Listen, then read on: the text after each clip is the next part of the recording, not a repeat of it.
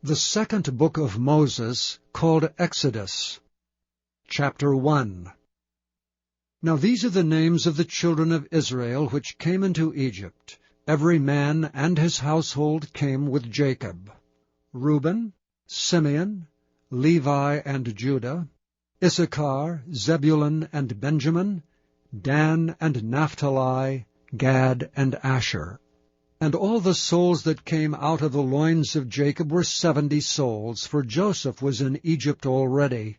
And Joseph died, and all his brethren, and all that generation. And the children of Israel were fruitful, and increased abundantly, and multiplied, and waxed exceeding mighty, and the land was filled with them. Now there arose up a new king over Egypt, which knew not Joseph. And he said unto his people, Behold, the people of the children of Israel are more and mightier than we. Come on, let us deal wisely with them, lest they multiply, and it come to pass that when there falleth out any war, they join also unto our enemies, and fight against us, and so get them up out of the land. Therefore they did set over them taskmasters to afflict them with their burdens.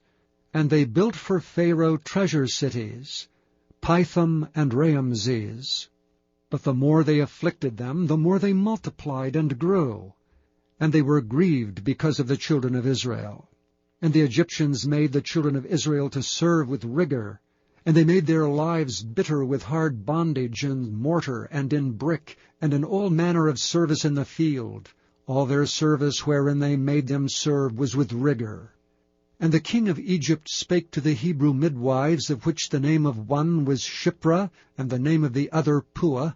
And he said, When ye do the office of a midwife to the Hebrew women, and see them upon the stools, if it be a son, then ye shall kill him. But if it be a daughter, then she shall live. But the midwives feared God, and did not as the king of Egypt commanded them, but saved the men-children alive. And the king of Egypt called for the midwives, and said unto them, Why have ye done this thing, and have saved the men-children alive? And the midwives said unto Pharaoh, Because the Hebrew women are not as the Egyptian women, for they are lively, and are delivered ere the midwives come in unto them. Therefore God dealt well with the midwives, and the people multiplied and waxed very mighty. And it came to pass, because the midwives feared God, that he made them houses. And Pharaoh charged all his people, saying, Every son that is born ye shall cast into the river, and every daughter ye shall save alive. Chapter 2. And there went a man of the house of Levi, and took to wife a daughter of Levi. And the woman conceived, and bare a son. And when she saw him that he was a goodly child, she hid him 3 months. And when she could no longer hide him, she took for him an ark of bulrushes, and daubed it with slime and with pitch, and put the child therein, and she laid it in the flags by the river's brink. And his sisters stood afar off, to wit what would be done to him. And the daughter of Pharaoh came down to wash herself at the river, and her maidens walked along by the river's side. And when she saw the ark among the flags, she sent her maid to fetch it. And when she had opened it, she saw the child, and behold, the babe wept. And she had compassion on him, and said, This is one of the Hebrews' children. Then said his sister to Pharaoh's daughter, Shall I go and call to thee a nurse of the Hebrew women, that she may nurse the child for thee? And Pharaoh's daughter said to her, Go. And the maid went and called the child's mother. And Pharaoh's daughter said unto her, Take this child away, and nurse it for me, and I will give thee thy wages. And the woman took the child, and nursed it. And the child grew. And she brought him unto Pharaoh's daughter, and he became her son. And she called his name Moses. And she said, Because I drew him out of the water. And it came to pass in those days, when Moses was grown, that he went out unto his brethren, and looked on their burdens. And he spied an Egyptian smiting an Hebrew, one of his brethren. And he looked this way and that way, and when he saw there was no man, he slew the Egyptian and hid him in the sand. And when he went out the second day, behold, 2 men of the Hebrews strove together. And he said to him that did the wrong, Wherefore smitest thou thy fellow?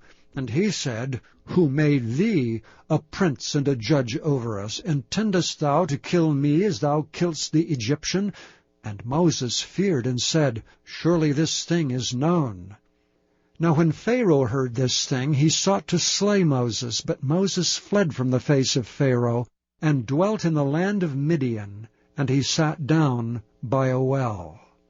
Now the priest of Midian had 7 daughters, and they came and drew water, and filled the troughs to water their father's flock. And the shepherds came and drove them away, but Moses stood up and helped them, and watered their flock. And when they came to Reuel their father, he said, How is it that ye are come so soon today? And they said, An Egyptian delivered us out of the hand of the shepherds, and also drew water enough for us, and watered the flock. And he said unto his daughters, And where is he? Why is it that ye have left the man? Call him, that he may eat bread. And Moses was content to dwell with the man, and he gave Moses Zipporah his daughter. And she bare him a son, and he called his name Gershom, for he said, I have been a stranger in a strange land.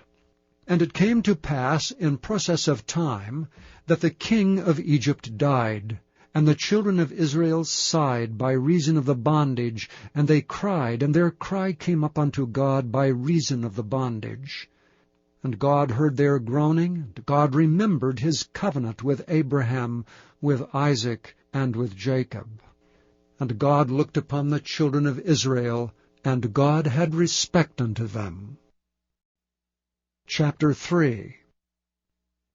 Now Moses kept the flock of Jethro his father-in-law, the priest of Midian, and he led the flock to the backside of the desert, and came to the mountain of God, even to Horeb. And the angel of the Lord appeared unto him in a flame of fire out of the midst of a bush. And he looked, and behold, the bush burned with fire, and the bush was not consumed. And Moses said, I will now turn aside and see this great sight, why the bush is not burnt. And when the Lord saw that he turned aside to see, God called unto him out of the midst of the bush, and said, Moses, Moses. And he said, Here am I. And he said, Draw not nigh hither, put off thy shoes from off thy feet, for the place whereon thou standest is holy ground. Moreover he said, I am the God of thy father, the God of Abraham, the God of Isaac, and the God of Jacob. And Moses hid his face, for he was afraid to look upon God. And the Lord said, I have surely seen the affliction of my people which are in Egypt, and have heard their cry by reason of their taskmasters, for I know their sorrows. And I am come down to deliver them out of the hand of the Egyptians, and to bring them up out of that land unto a good land and a large, unto a land flowing with milk and honey, unto the place of the Canaanites, and the Hittites, and the Amorites, and the Perizzites, and the Hivites, and the Jebusites. Now therefore, behold, the cry of the children of Israel is come unto me, and I have also seen the oppression wherewith the Egyptians oppress them. Come now therefore, and I will send thee unto Pharaoh, that thou mayest bring forth my people, the children of Israel, out of Egypt. And Moses said unto God, Who am I, that I should go unto Pharaoh, and that I should bring forth the children of Israel out of Egypt? And he said, Certainly I will be with thee, and this shall be a token unto thee, that I have sent thee. When thou hast brought forth the people out of Egypt, ye shall serve God upon this mountain. And Moses said unto God, Behold, when I come unto the children of Israel, and shall say unto them, The God of your fathers hath sent me unto you, and they shall say to me, What is his name? what shall I say unto them? And God said unto Moses, I am that I am. And he said, Thus shalt thou say unto the children of Israel, I am, hath sent me unto you. And God said moreover unto Moses, Thus shalt thou say unto the children of Israel, The Lord God of your fathers, the God of Abraham, the God of Isaac, and the God of Jacob hath sent me unto you. This is my name forever, and this is my memorial unto all generations. Go and gather the elders of Israel together, and say unto them, The Lord God of your fathers, the God of Abraham, of Isaac, and of Jacob, appeared unto me, saying, I have surely visited you, and seen that which is done to you in Egypt. And I have said, I will bring you up out of the affliction of Egypt, unto the land of the Canaanites, and the Hittites, and the Amorites, and the Perizzites, and the Hivites, and the Jebusites, unto a land flowing with milk and honey. And they shall hearken to thy voice. And thou shalt come, thou and the elders of Israel, unto the king of Egypt, and ye shall say unto him, The Lord God of the Hebrews hath met with us. And now let us go, we beseech thee, 3 days' journey into the wilderness, that we may sacrifice to the Lord our God. And I am sure that the king of Egypt will not let you go, no, not by a mighty hand. And I will stretch out my hand, and smite Egypt with all my wonders which I will do in the midst thereof, and after that he will let you go. And I will give this people favor in the sight of the Egyptians. And it shall come to pass that when ye go, ye shall not go empty, but every woman shall borrow of her neighbor, and of her that sojourneth in her house, jewels of silver, and jewels of gold, and raiment, and ye shall put them upon your sons, and upon your daughters, and ye shall spoil the Egyptians. Chapter 4. And Moses answered and said, But behold, they will not believe me, nor hearken unto my voice, for they will say, The Lord hath not appeared unto thee. And the Lord said unto him, What is that in thine hand? And he said, A rod. And he said, Cast it on the ground. And he cast it on the ground, and it became a serpent, and Moses fled from before it. And the Lord said unto Moses, Put forth thine hand, and take it by the tail. And he put forth his hand, and caught it, and it became a rod in his hand.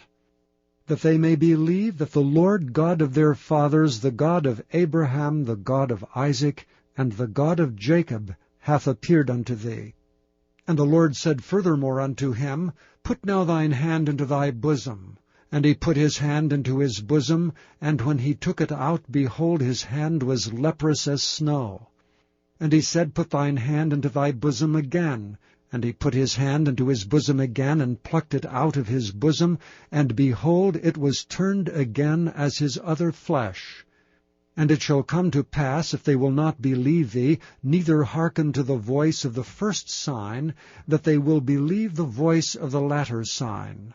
And it shall come to pass, if they will not believe also these 2 signs, neither hearken unto thy voice, that thou shalt take of the water of the river, and pour it upon the dry land, and the water which thou takest out of the river shall become blood upon the dry land.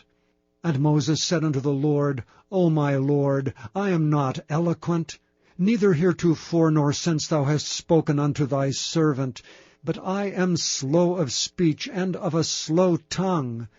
And the Lord said unto him, Who hath made man's mouth? Or who maketh the dumb, or deaf, or the seeing, or the blind? Have not I the Lord? Now therefore go, and I will be with thy mouth, and teach thee what thou shalt say. And he said, O my Lord, send, I pray thee, by the hand of him whom thou wilt send. And the anger of the Lord was kindled against Moses, and he said, Is not Aaron the Levite thy brother? I know that he can speak well. And also, behold, he cometh forth to meet thee, and when he seeth thee, he will be glad in his heart. And thou shalt speak unto him, and put words in his mouth, and I will be with thy mouth, and with his mouth, and will teach you what ye shall do. And he shall be thy spokesman unto the people, and he shall be, even he shall be to thee instead of a mouth, and thou shalt be to him instead of God. And thou shalt take this rod in thine hand, wherewith thou shalt do signs. And Moses went and returned to Jethro his father-in-law, and said unto him, Let me go, I pray thee, and return unto my brethren which are in Egypt, and see whether they be yet alive. And Jethro said to Moses, Go in peace. And the Lord said unto Moses in Midian, Go, return unto Egypt, for all the men are dead which sought thy life. And Moses took his wife and his sons, and set them upon an ass, and he returned to the land of Egypt. And Moses took the rod of God in his hand. And the Lord said unto Moses, When thou goest to return into Egypt, see that thou do all those wonders before Pharaoh, which I have put in thine hand. But I will harden his heart, that he shall not let the people go. And thou shalt say unto Pharaoh, Thus saith the Lord, Israel is my son, even my firstborn. And I say unto thee, Let my son go, that he may serve me. And if thou refuse to let him go, behold, I will slay thy son, even thy firstborn. And it came to pass by the way in the inn, that the Lord met him and sought to kill him. Then Zipporah took a sharp stone, and cut off the foreskin of her son, and cast it at his feet, and said, Surely a bloody husband art thou to me. So he let him go. Then she said, A bloody husband thou art, because of the circumcision. And the Lord said to Aaron, Go into the wilderness to meet Moses. And he went and met him in the mount of God, and kissed him. And Moses told Aaron all the words of the Lord, who had sent him, and all the signs which he had commanded him. And Moses and Aaron went and gathered together all the elders of the children of Israel. And Aaron spoke all the words which the Lord had spoken unto Moses, and did the signs in the sight of the people. And the people believed, and when they heard that the Lord had visited the children of Israel, and that he had looked upon their affliction, then they bowed their heads and worshipped. Chapter 5. And afterward Moses and Aaron went in, and told Pharaoh, Thus saith the Lord God of Israel, Let my people go, that they may hold a feast unto me in the wilderness. And Pharaoh said, Who is the Lord, that I should obey his voice, to let Israel go? I know not the Lord, neither will I let Israel go. And they said, The God of the Hebrews hath met with us. Let us go, we pray thee, 3 days' journey into the desert, and sacrifice unto the Lord our God, lest he fall upon us with pestilence, or with the sword. And the king of Egypt said unto them, Wherefore do ye, Moses and Aaron, let the people from their works? Get you unto your burdens. And Pharaoh said, Behold, the people of the land now are many, and ye make them rest from their burdens. And Pharaoh commanded the same day the taskmasters of the people and their officers, saying, Ye shall no more give the people straw to make brick as heretofore. Let them go and gather straw for themselves. And the tale of the bricks which they did make heretofore ye shall lay upon them. Ye shall not diminish aught thereof, for they be idle. Therefore they cry, saying, Let us go and sacrifice to our God. Let there more work be laid upon the men, that they may labor therein, and let them not regard vain words. And the taskmasters of the people went out, and their officers, and they spake to the people, saying, Thus saith Pharaoh, I will not give you straw. Go ye, get your straw where ye can find it. Yet not aught of your work shall be diminished. So the people were scattered abroad throughout all the land of Egypt to gather stubble instead of straw. And the taskmasters hasted them, saying, Fulfill your works, your daily tasks, as when there was straw. And the officers of the children of Israel, which Pharaoh's taskmasters had set over them, were beaten and demanded, Wherefore have ye not fulfilled your task in making brick both yesterday and today as heretofore?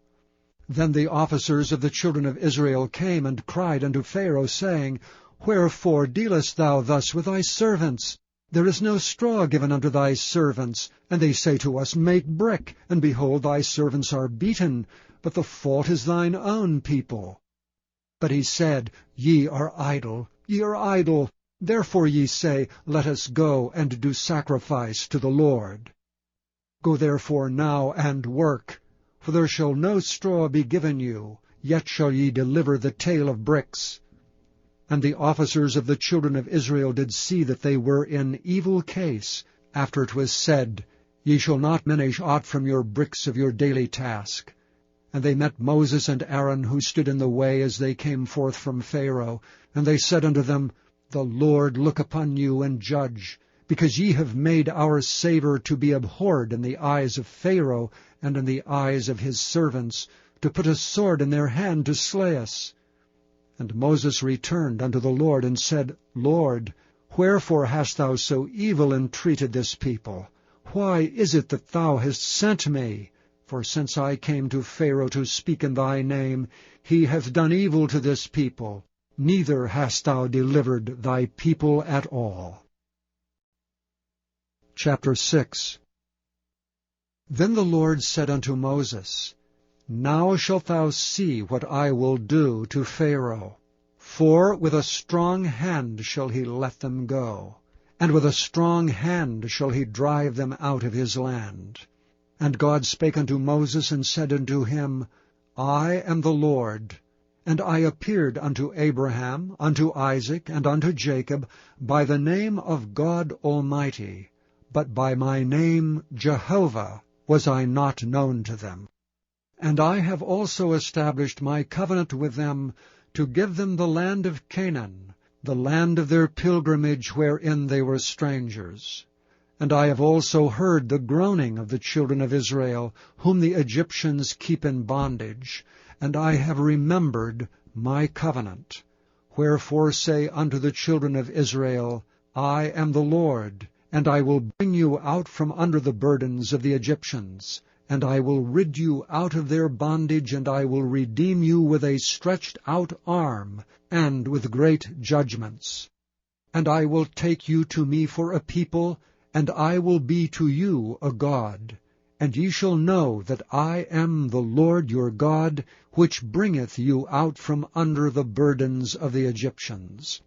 And I will bring you in unto the land concerning the which I did swear to give it to Abraham, to Isaac, and to Jacob, and I will give it you for an heritage. I am the Lord. And Moses spake so unto the children of Israel, but they hearkened not unto Moses for anguish of spirit, and for cruel bondage.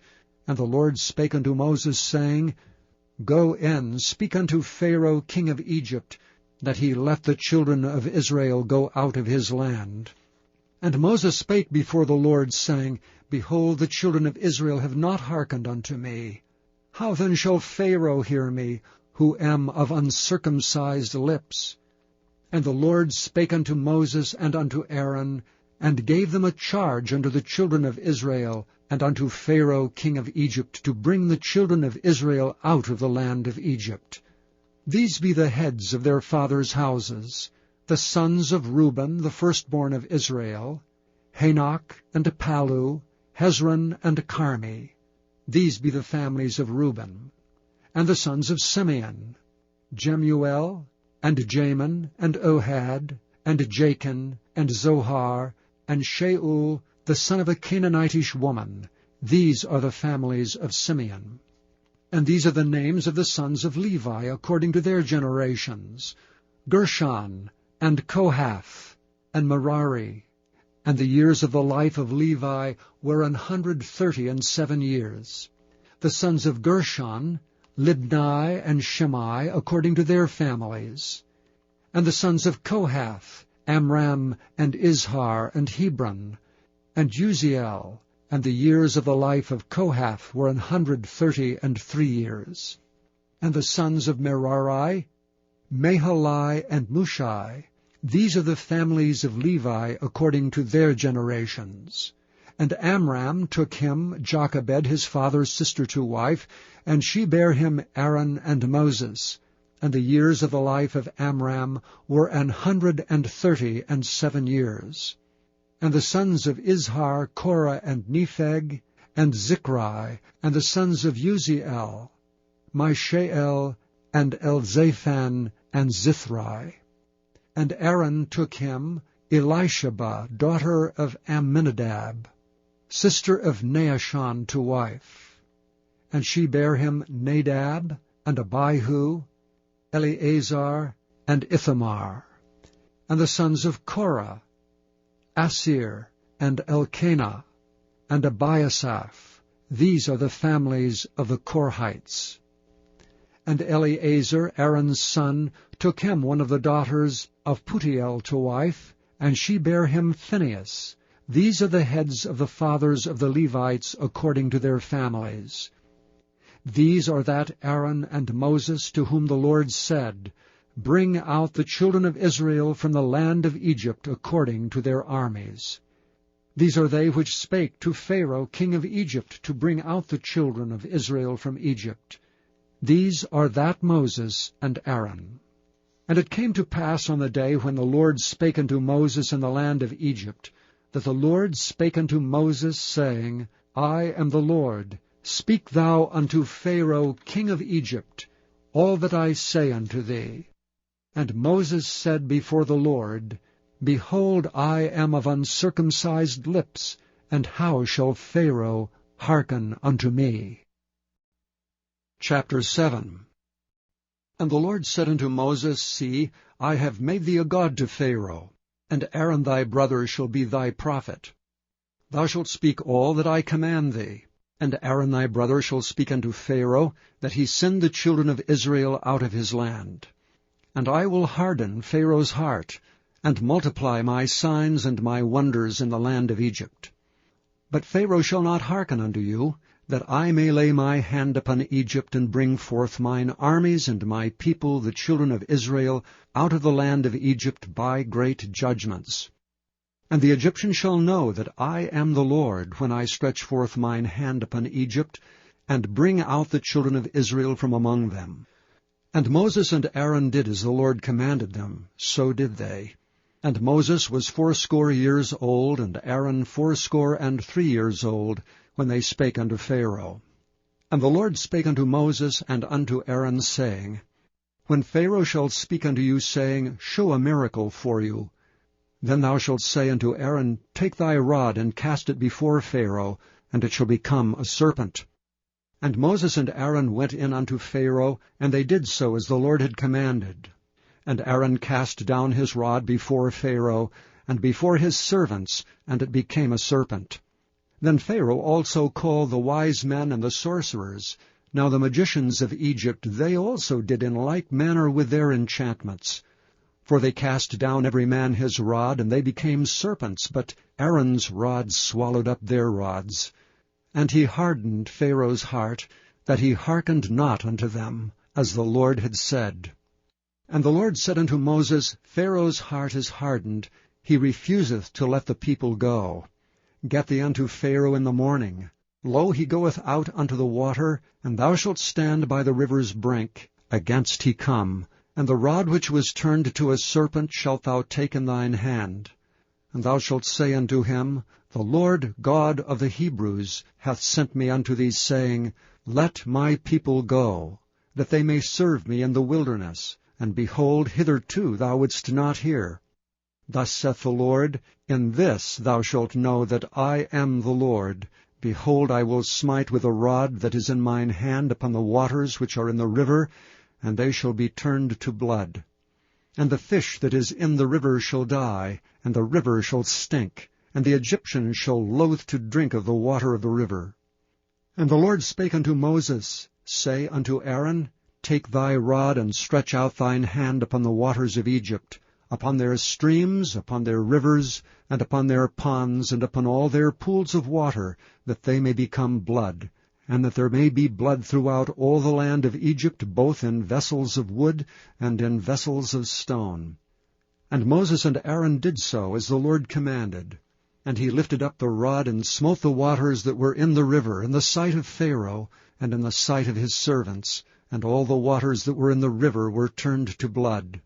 And the fish that was in the river died, and the river stank, and the Egyptians could not drink of the water of the river, and there was blood throughout all the land of Egypt. And the magicians of Egypt did so with their enchantments, and Pharaoh's heart was hardened, neither did he hearken unto them, as the Lord had said. And Pharaoh turned and went into his house, neither did he set his heart to this also. And all the Egyptians digged round about the river for water to drink, for they could not drink of the water of the river. And 7 days were fulfilled after that the Lord had smitten the river. Chapter 8.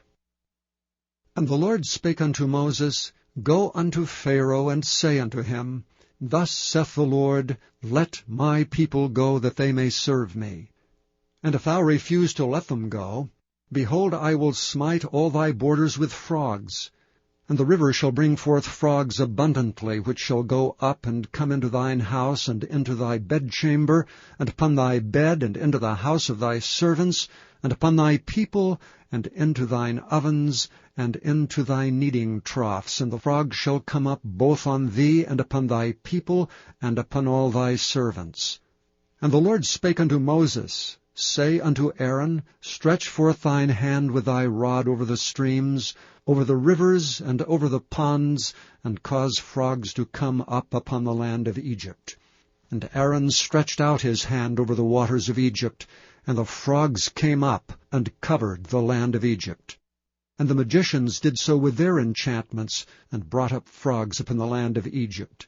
And Pharaoh called for Moses and Aaron, and said, Entreat the Lord that he may take away the frogs from me and from my people, and I will let the people go, that they may do sacrifice unto the Lord. And Moses said unto Pharaoh, Glory over me. When shall I entreat for thee, and for thy servants, and for thy people, to destroy the frogs from thee and thy houses, that they may remain in the river only? And he said, Tomorrow. And he said, Be it according to thy word, that thou mayest know that there is none like unto the Lord our God. And the frog shall depart from thee, and from thy houses, and from thy servants, and from thy people, they shall remain in the river only. And Moses and Aaron went out from Pharaoh, and Moses cried unto the Lord because of the frogs which he had brought against Pharaoh. And the Lord did according to the word of Moses. And the frogs died out of the houses, out of the villages, and out of the fields. And they gathered them together upon heaps, and the land stank. And when Pharaoh saw that there was respite, he hardened his heart, and hearkened not unto them, as the Lord had said. And the Lord said unto Moses, Say unto Aaron, Stretch out thy rod, and smite the dust of the land, that it may become lice throughout all the land of Egypt. And they did so. For Aaron stretched out his hand with his rod, and smote the dust of the earth, and it became lice in man and in beast. All the dust of the land became lice throughout all the land of Egypt. And the magicians did so with their enchantments to bring forth lice, but they could not. So there were lice upon man and upon beast. Then the magicians said unto Pharaoh, This is the finger of God. And Pharaoh's heart was hardened, and he hearkened not unto them, as the Lord had said. And the Lord said unto Moses, Rise up early in the morning, and stand before Pharaoh. Lo, he cometh forth to the water. And say unto him, Thus saith the Lord, Let my people go, that they may serve me. Else if thou wilt not let my people go, behold, I will send swarms of flies upon thee, and upon thy servants, and upon thy people, and into thy houses, and the houses of the Egyptians shall be full of swarms of flies, and also the ground whereon they are. And I will sever in that day the land of Goshen, in which my people dwell, that no swarms of flies shall be there, to the end thou mayest know that I am the Lord in the midst of the earth. And I will put a division between my people and thy people. Tomorrow shall this sign be. And the Lord did so. And there came a grievous swarm of flies into the house of Pharaoh, and into his servants' houses, and into all the land of Egypt. The land was corrupted by reason of the swarms of flies. And Pharaoh called for Moses and for Aaron, and said, Go ye, sacrifice to your God in the land. And Moses said, It is not meet so to do, for we shall sacrifice the abomination of the Egyptians to the Lord our God. Lo, shall we sacrifice the abomination of the Egyptians before their eyes, and will they not stone us? We will go 3 days' journey into the wilderness, and sacrifice to the Lord our God, as he shall command us. And Pharaoh said, I will let you go, that ye may sacrifice to the Lord your God in the wilderness. Only ye shall not go very far away. Entreat for me.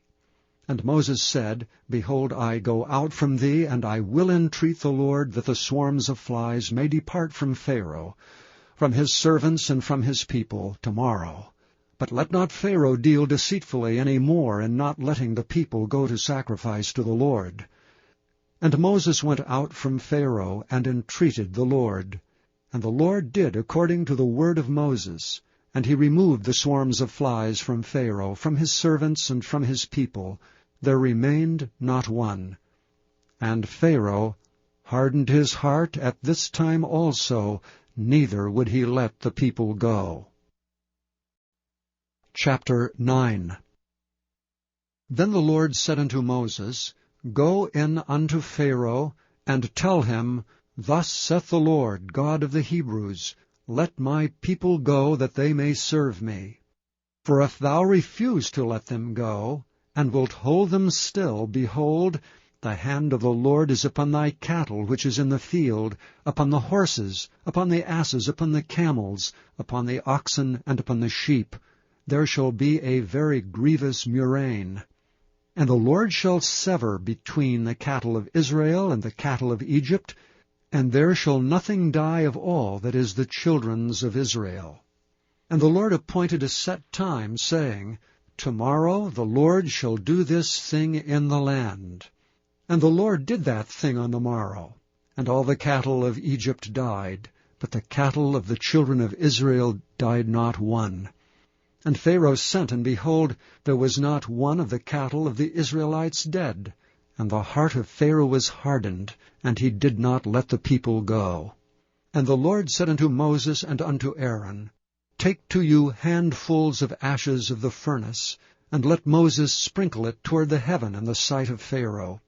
And it shall become small dust in all the land of Egypt, and shall be a boil breaking forth with blains upon man and upon beast throughout all the land of Egypt. And they took ashes of the furnace, and stood before Pharaoh, and Moses sprinkled it up toward heaven, and it became a boil breaking forth with blains upon man and upon beast. And the magicians could not stand before Moses because of the boils, for the boil was upon the magicians and upon all the Egyptians. And the Lord hardened the heart of Pharaoh, and he hearkened not unto them, as the Lord had spoken unto Moses. And the Lord said unto Moses, Rise up early in the morning, and stand before Pharaoh, and say unto him, Thus saith the Lord God of the Hebrews, Let my people go, that they may serve me. For I will at this time send all my plagues upon thine heart, and upon thy servants, and upon thy people, that thou mayest know that there is none like me in all the earth. For now I will stretch out my hand, that I may smite thee and thy people with pestilence, and thou shalt be cut off from the earth. And in very deed for this cause have I raised thee up, for to show in thee my power, and that my name may be declared throughout all the earth. As yet exaltest thou thyself against my people, that thou wilt not let them go. Behold, tomorrow about this time I will cause it to rain a very grievous hail, such as hath not been in Egypt since the foundation thereof even until now. Send therefore now, and gather thy cattle, and all that thou hast in the field, for upon every man and beast which shall be found in the field, and shall not be brought home, the hail shall come down upon them, and they shall die. He that feared the word of the Lord among the servants of Pharaoh made his servants and his cattle flee into the houses. And he that regarded not the word of the Lord left his servants and his cattle in the field. And the Lord said unto Moses, Stretch forth thine hand toward heaven, that there may be hail in all the land of Egypt, upon man and upon beast, and upon every herb of the field throughout the land of Egypt. And Moses stretched forth his rod toward heaven, and the Lord sent thunder and hail, and the fire ran along upon the ground, and the Lord rained hail upon the land of Egypt. So there was hail and fire mingled with the hail, very grievous, such as there was none like it in all the land of Egypt since it became a nation. And the hail smote throughout all the land of Egypt all that was in the field, both man and beast. And the hail smote every herb of the field, and brake every tree of the field. Only in the land of Goshen, where the children of Israel were, was there no hail. And Pharaoh sent and called for Moses and Aaron, and said unto them, I have sinned this time.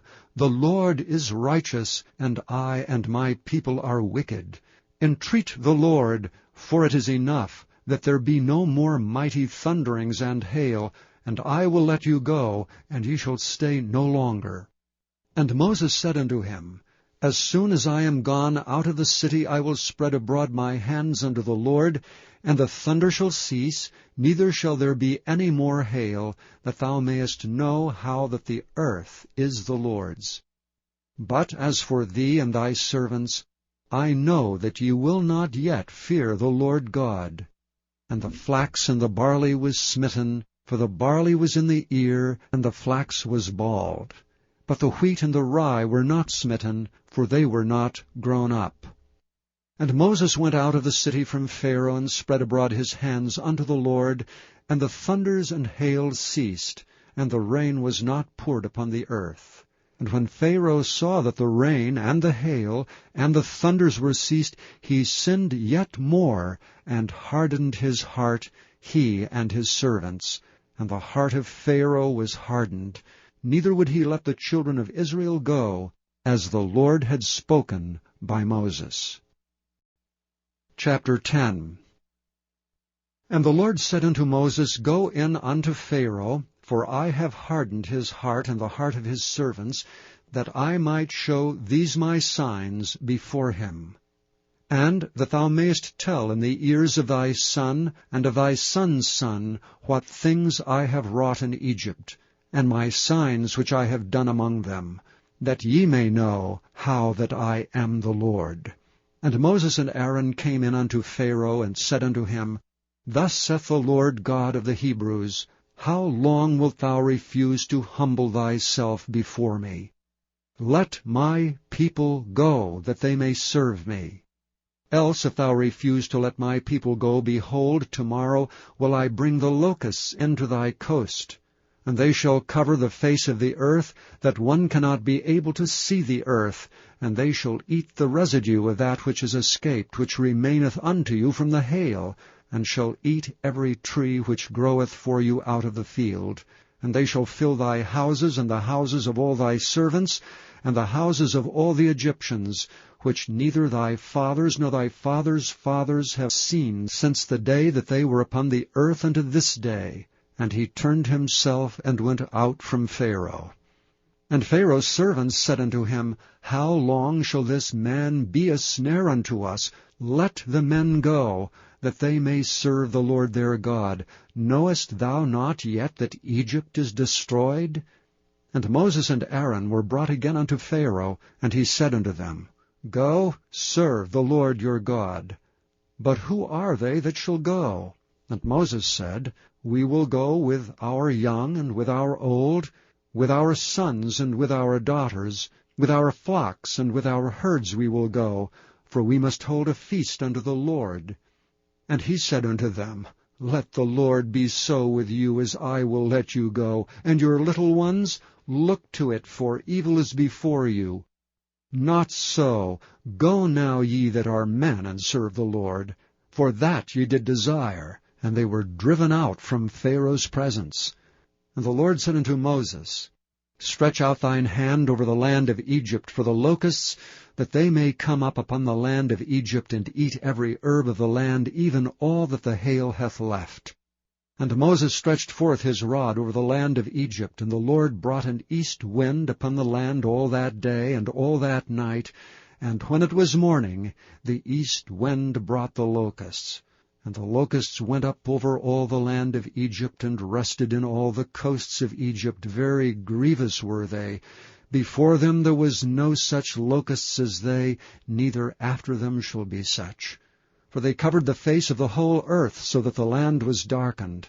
And they did eat every herb of the land, and all the fruit of the trees which the hail had left, and there remained not any green thing in the trees, or in the herbs of the field, through all the land of Egypt. And Pharaoh called for Moses and Aaron in haste, and he said, I have sinned against the Lord your God, and against you. Now therefore forgive, I pray thee, my sin only this once, and entreat the Lord your God, that he may take away from me this death only. And he went out from Pharaoh, and entreated the Lord. And the Lord turned a mighty strong west wind, which took away the locusts, and cast them into the Red Sea. There remained not one locust in all the coasts of Egypt.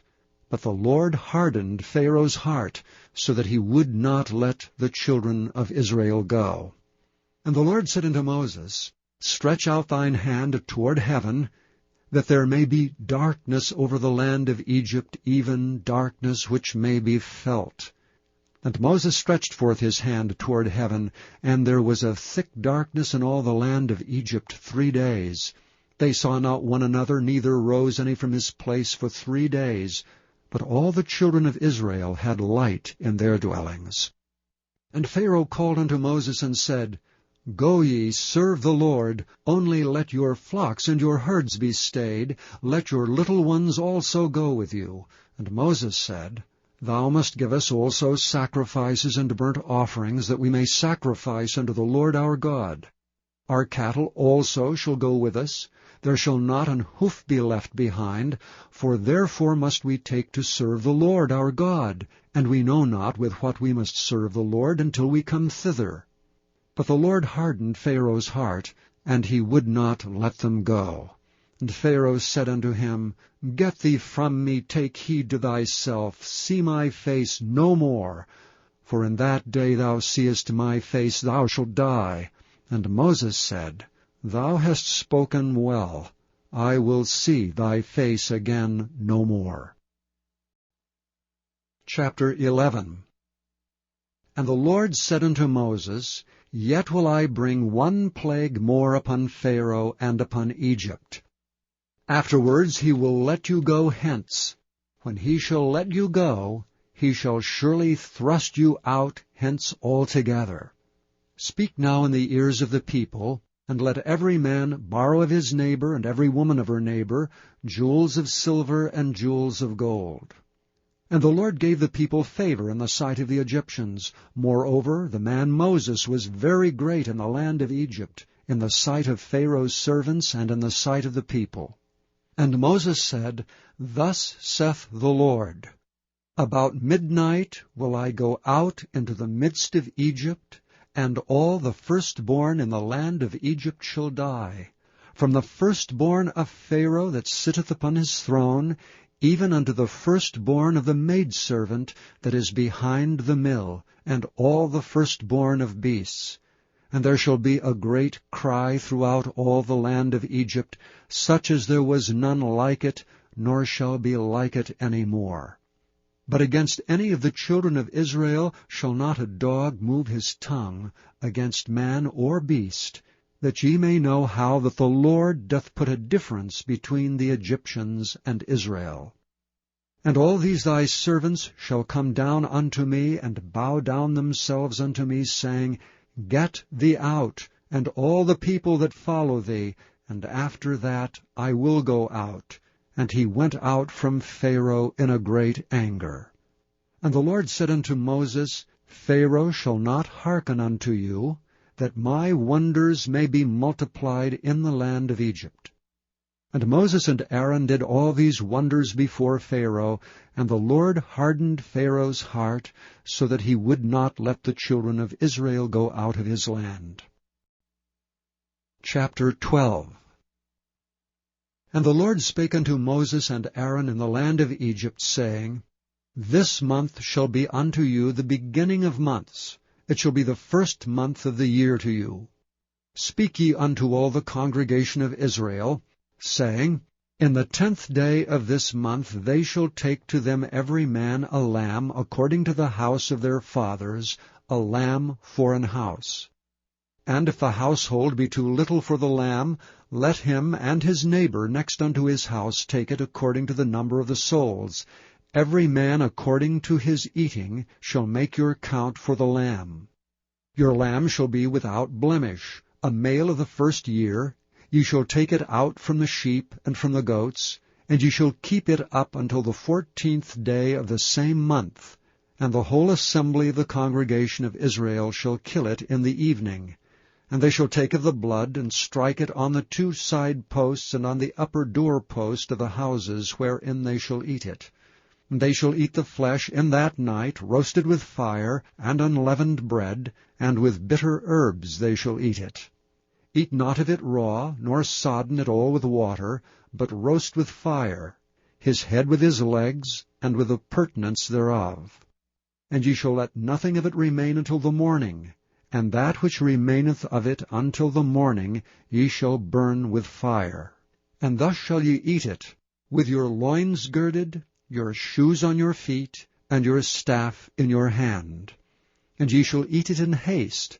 It is the Lord's Passover. For I will pass through the land of Egypt this night, and will smite all the firstborn in the land of Egypt, both man and beast. And against all the gods of Egypt I will execute judgment. I am the Lord. And the blood shall be to you for a token upon the houses where ye are. And when I see the blood, I will pass over you, and the plague shall not be upon you to destroy you when I smite the land of Egypt.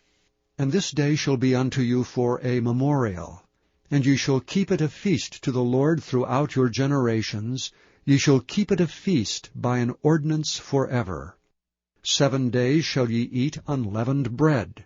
Even the first day ye shall put away leaven out of your houses. For whosoever eateth leavened bread from the first day until the 7th day, that soul shall be cut off from Israel. And in the first day there shall be an holy convocation. And in the 7th day there shall be an holy convocation to you. No manner of work shall be done in them, save that which every man must eat, that only may be done of you. And ye shall observe the feast of unleavened bread. For in this selfsame day have I brought your armies out of the land of Egypt. Therefore shall ye observe this day in your generations by an ordinance forever. In the 1st month on the 14th day of the month at even ye shall eat unleavened bread until the 21st day of the month at even. 7 days shall there be no leaven found in your houses. For whosoever eateth that which is leavened, even that soul shall be cut off from the congregation of Israel, whether he be a stranger or born in the land. Ye shall eat nothing leavened. In all your habitations shall ye eat unleavened bread.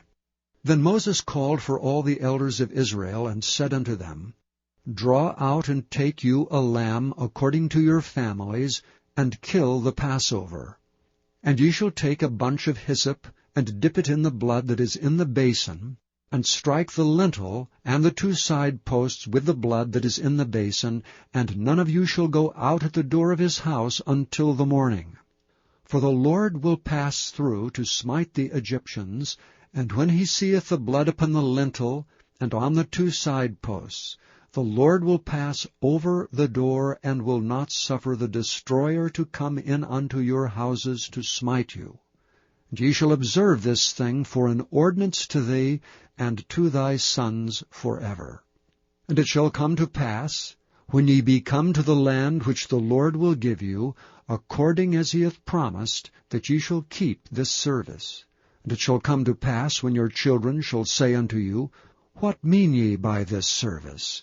That ye shall say, It is the sacrifice of the Lord's Passover, who passed over the houses of the children of Israel and Egypt, when he smote the Egyptians, and delivered our houses. And the people bowed the head, and worshipped. And the children of Israel went away, and did as the Lord had commanded Moses and Aaron, so did they. And it came to pass that at midnight the Lord smote all the firstborn of the land of Egypt, from the firstborn of Pharaoh that sat on his throne, unto the firstborn of the captive that was in the dungeon, and all the firstborn of cattle. And Pharaoh rose up in the night, he and all his servants and all the Egyptians, and there was a great cry in Egypt, for there was not a house where there was not one dead.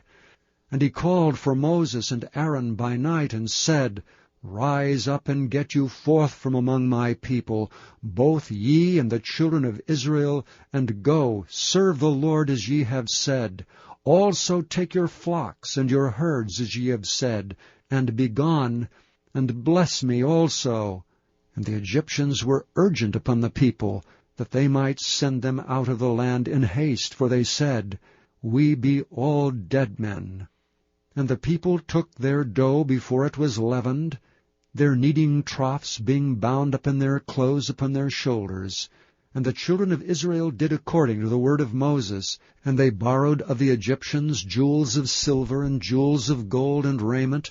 And the Lord gave the people favor in the sight of the Egyptians, so that they lent unto them such things as they required, and they spoiled the Egyptians.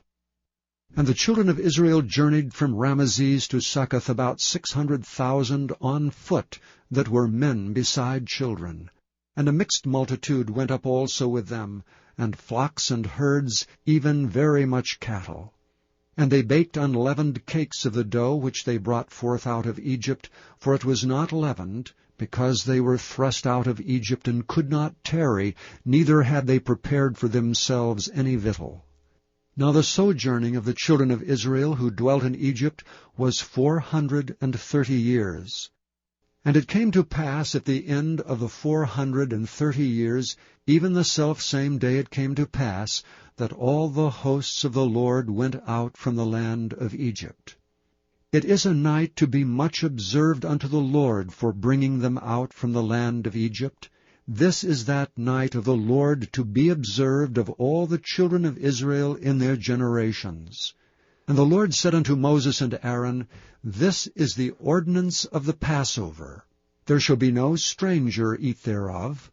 But every man's servant that is bought for money, when thou hast circumcised him, then shall he eat thereof. A foreigner and an hired servant shall not eat thereof.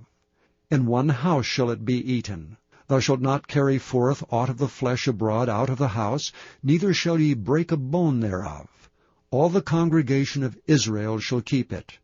And when a stranger shall sojourn with thee, and will keep the Passover to the Lord, let all his males be circumcised, and then let him come near and keep it. And he shall be as one that is born in the land, for no uncircumcised person shall eat thereof. One law shall be to him that is homeborn, and unto the stranger that sojourneth among you. Thus did all the children of Israel, as the Lord commanded Moses and Aaron, so did they. And it came to pass the selfsame day, that the Lord did bring the children of Israel out of the land of Egypt by their armies. Chapter 13. And the Lord spake unto Moses, saying, Sanctify unto me all the firstborn, whatsoever openeth the womb among the children of Israel, both of man and of beast. It is mine. And Moses said unto the people, Remember this day in which ye came out from Egypt, out of the house of bondage. For by strength of hand the Lord brought you out from this place. There shall no leavened bread be eaten. This day came ye out in the month Abib. And it shall be, when the Lord shall bring thee into the land of the Canaanites, and the Hittites, and the Amorites, and the Hivites, and the Jebusites, which he sware unto thy fathers to give thee, a land flowing with milk and honey, that thou shalt keep this service in this month. 7 days thou shalt eat unleavened bread, and in the 7th day shall be a feast to the Lord. Unleavened bread shall be eaten 7 days.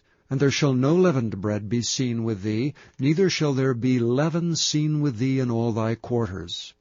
And thou shalt show thy son in that day, saying, This is done because of that which the Lord did unto me when I came forth out of Egypt.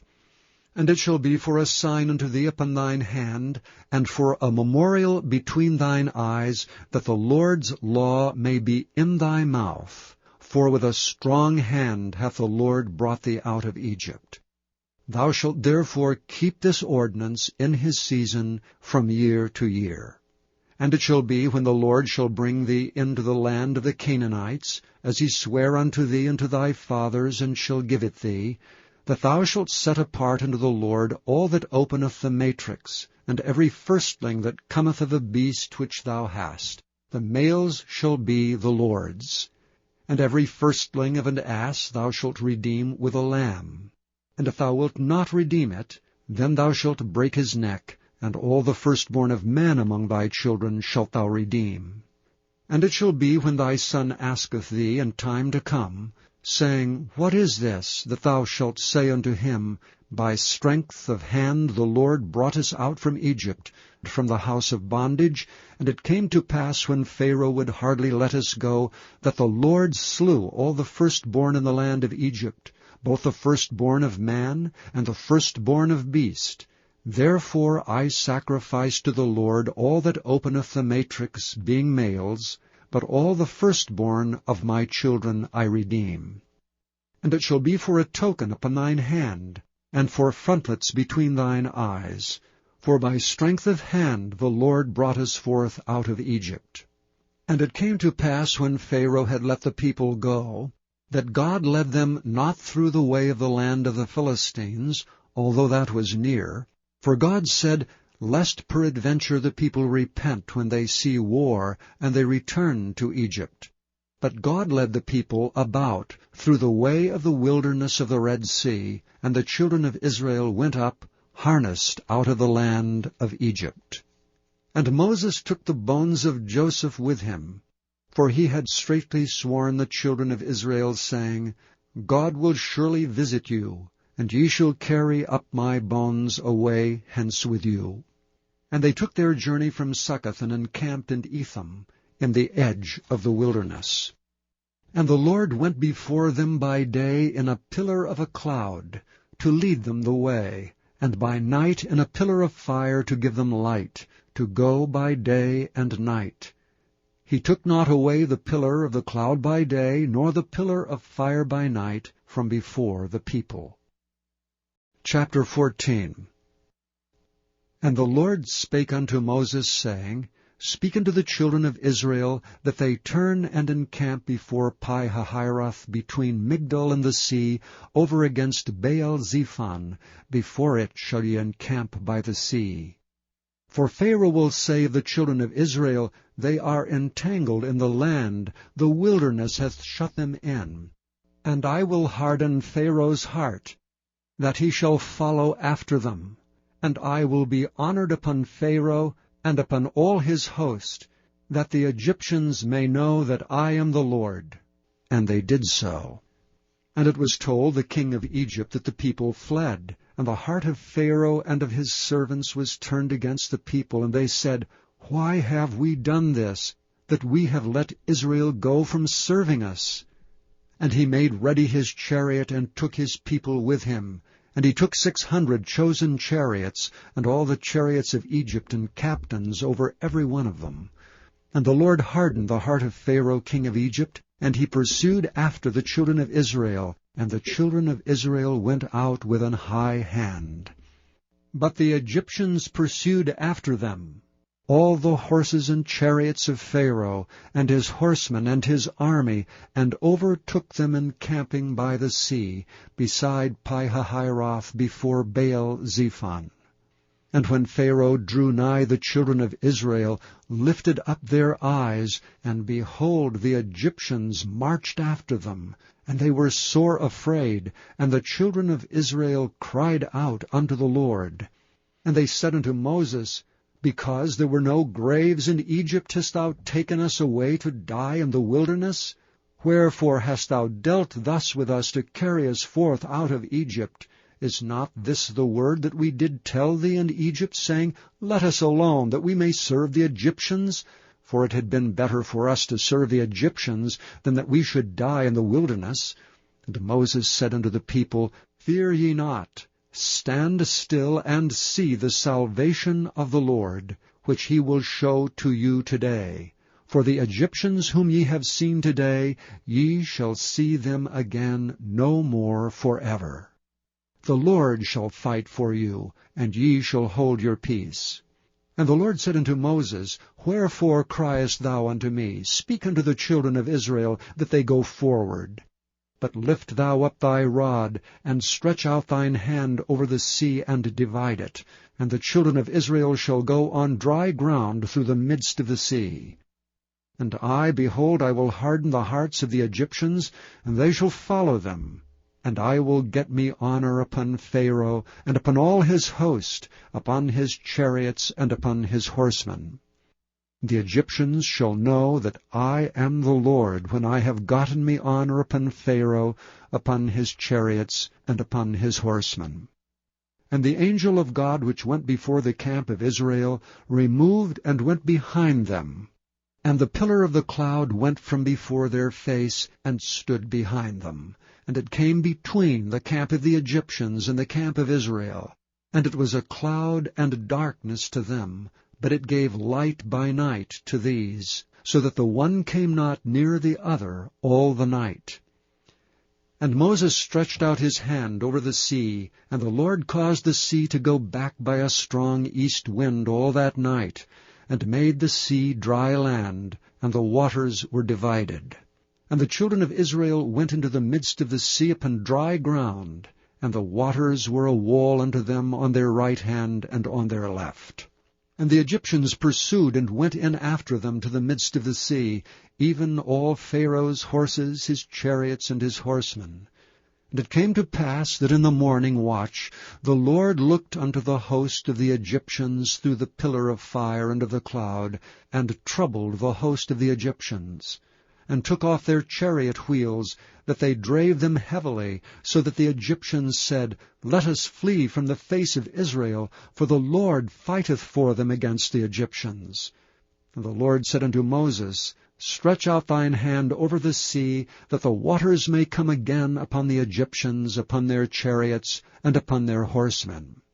And Moses stretched forth his hand over the sea returned to his strength when the morning appeared, and the Egyptians fled against it, and the Lord overthrew the Egyptians in the midst of the sea. And the waters returned and covered the chariots and the horsemen, and all the host of Pharaoh that came into the sea after them. There remained not so much as one of them. But the children of Israel walked upon dry land in the midst of the sea, and the waters were a wall unto them on their right hand and on their left. Thus the Lord saved Israel that day out of the hand of the Egyptians, and Israel saw the Egyptians dead upon the seashore. And Israel saw that great work which the Lord did upon the Egyptians, and the people feared the Lord, and believed the Lord and his servant Moses. Chapter 15. Then sang Moses and the children of Israel this song unto the Lord, and spake, saying, I will sing unto the Lord, for he hath triumphed gloriously. The horse and his rider hath he thrown into the sea. The Lord is my strength and song, and he is become my salvation. He is my God, and I will prepare him an habitation, my father's God, and I will exalt him. The Lord is a man of war. The Lord is his name. Pharaoh's chariots and his host hath he cast into the sea. His chosen captains also are drowned in the Red Sea. The depths have covered them, they sank into the bottom as a stone. Thy right hand, O Lord, is become glorious in power. Thy right hand, O Lord, hath dashed in pieces the enemy. And in the greatness of thine excellency thou hast overthrown them that rose up against thee. Thou sentest forth thy wrath, which consumed them as stubble. And with the blast of thy nostrils the waters were gathered together, the floods stood upright as an heap, and the depths were congealed in the heart of the sea. The enemy said, I will pursue, I will overtake, I will divide the spoil. My lust shall be satisfied upon them. I will draw my sword, my hand shall destroy them. Thou didst blow with thy wind. The sea covered them. They sank as lead in the mighty waters. Who is like unto thee, O Lord, among the gods? Who is like thee, glorious in holiness, fearful in praises, doing wonders? Thou stretched out thy right hand, the earth swallowed them. Thou in thy mercy hast led forth the people which thou hast redeemed. Thou hast guided them in thy strength unto thy holy habitation. The people shall hear and be afraid. Sorrow shall take hold on the inhabitants of Palestina. Then the dukes of Edom shall be amazed. The mighty men of Moab trembling shall take hold upon them. All the inhabitants of Canaan shall melt away. Fear and dread shall fall upon them. By the greatness of thine arm they shall be as still as a stone, till thy people pass over, O Lord, till the people pass over which thou hast purchased. Thou shalt bring them in and plant them in the mountain of thine inheritance, in the place, O Lord, which thou hast made for thee to dwell in the sanctuary, O Lord, which thy hands have established. The Lord shall reign for ever and ever. For the horse of Pharaoh went in with his chariots, and with his horsemen into the sea, and the Lord brought again the waters of the sea upon them. But the children of Israel went on dry land in the midst of the sea. And Miriam the prophetess and sister of Aaron took a timbrel in her hand, and all the women went out after her with timbrels and with dances. And Miriam answered them, Sing ye to the Lord, for he hath triumphed gloriously. The horse and his rider hath he thrown into the sea. So Moses brought Israel from the Red Sea, and they went out into the wilderness of Shur. And they went out 3 days in the wilderness, and found no water. And when they came to Marah, they could not drink of the waters of Marah, for they were bitter. Therefore the name of it was called Marah. And the people murmured against Moses, saying, What shall we drink? And he cried unto the Lord, and the Lord showed him a tree, which when he had cast into the waters were made sweet. There he made for them a statute and an ordinance, and there he proved them, and said, If thou wilt diligently hearken to the voice of the Lord thy God, and wilt do that which is right in his sight, and wilt give ear to his commandments, and keep all his statutes, I will put none of these diseases upon thee, which I have brought upon the Egyptians. For I am the Lord that healeth thee. And they came to Elam, where were 12 wells of water, and 70 palm trees, and they encamped there by the waters. Chapter 16. And they took their journey from Elam, and all the congregation of the children of Israel came unto the wilderness of Sin, which is between Elam and Sinai, on the 15th day of the 2nd month after their departing out of the land of Egypt. And the whole congregation of the children of Israel murmured against Moses and Aaron in the wilderness. And the children of Israel said unto them, Would to God we had died by the hand of the Lord in the land of Egypt, when we sat by the flesh pots, and when we did eat bread to the full, for ye have brought us forth into this wilderness to kill this whole assembly with hunger. Then said the Lord unto Moses, Behold, I will rain bread from heaven for you, and the people shall go out and gather a certain rate every day, that I may prove them whether they will walk in my law or no. And it shall come to pass that on the 6th day they shall prepare that which they bring in, and it shall be twice as much as they gather daily. And Moses and Aaron said unto all the children of Israel, At even, then ye shall know that the Lord hath brought you out from the land of Egypt, and in the morning then ye shall see the glory of the Lord, for that he heareth your murmurings against the Lord. And what are we that ye murmur against us? And Moses said, This shall be when the Lord shall give you in the evening flesh to eat, and in the morning bread to the full, for that the Lord heareth your murmurings which ye murmur against him. And what are we? Your murmurings are not against us, but against the Lord. And Moses spake unto Aaron, Say unto all the congregation of the children of Israel, Come near before the Lord, for he hath heard your murmurings. And it came to pass, as Aaron spake unto the whole congregation of the children of Israel, that they looked toward the wilderness, and behold, the glory of the Lord appeared in the cloud. The Lord spake unto Moses, saying, I have heard the murmurings of the children of Israel. Speak unto them, saying, At even ye shall eat flesh, and in the morning ye shall be filled with bread, and ye shall know that I am the Lord your God. And it came to pass that at even the quails came up, and covered the camp, and in the morning the dew lay round about the host. And when the dew that lay was gone up, behold, upon the face of the wilderness there lay a small round thing, as small as the hoarfrost on the ground. And when the children of Israel saw it, they said one to another, It is manna. For they wist not what it was. And Moses said unto them, This is the bread which the Lord hath given you to eat. This is the thing which the Lord hath commanded. Gather of it every man according to his eating, and omer for every man according to the number of your persons. Take ye every man for them which are in his tents. And the children of Israel did so, and gathered, some more, some less. And when they did mete it with an omer, he that gathered much had nothing over, and he that gathered little had no lack. They gathered every man according to his eating. And Moses said, Let no man leave of it till the morning. Notwithstanding they hearkened not unto Moses, but some of them left it until the morning, and it bred worms and stank. And Moses was wroth with them. And they gathered it every morning, every man according to his eating, and when the sun waxed hot, it melted.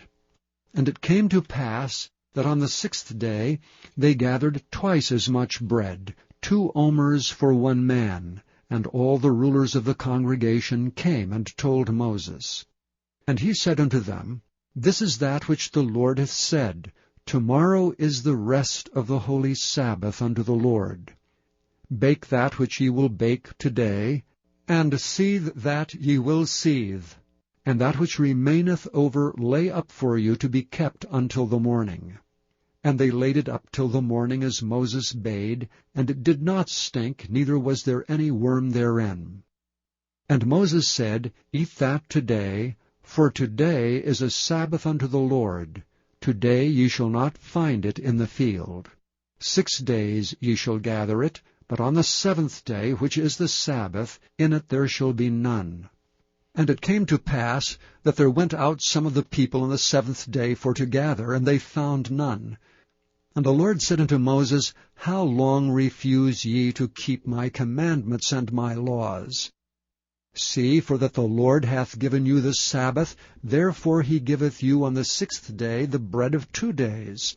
Abide ye every man in his place, let no man go out of his place on the 7th day.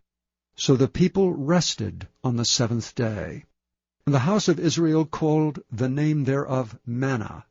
And it was like coriander seed, white, and the taste of it was like wafers made with honey.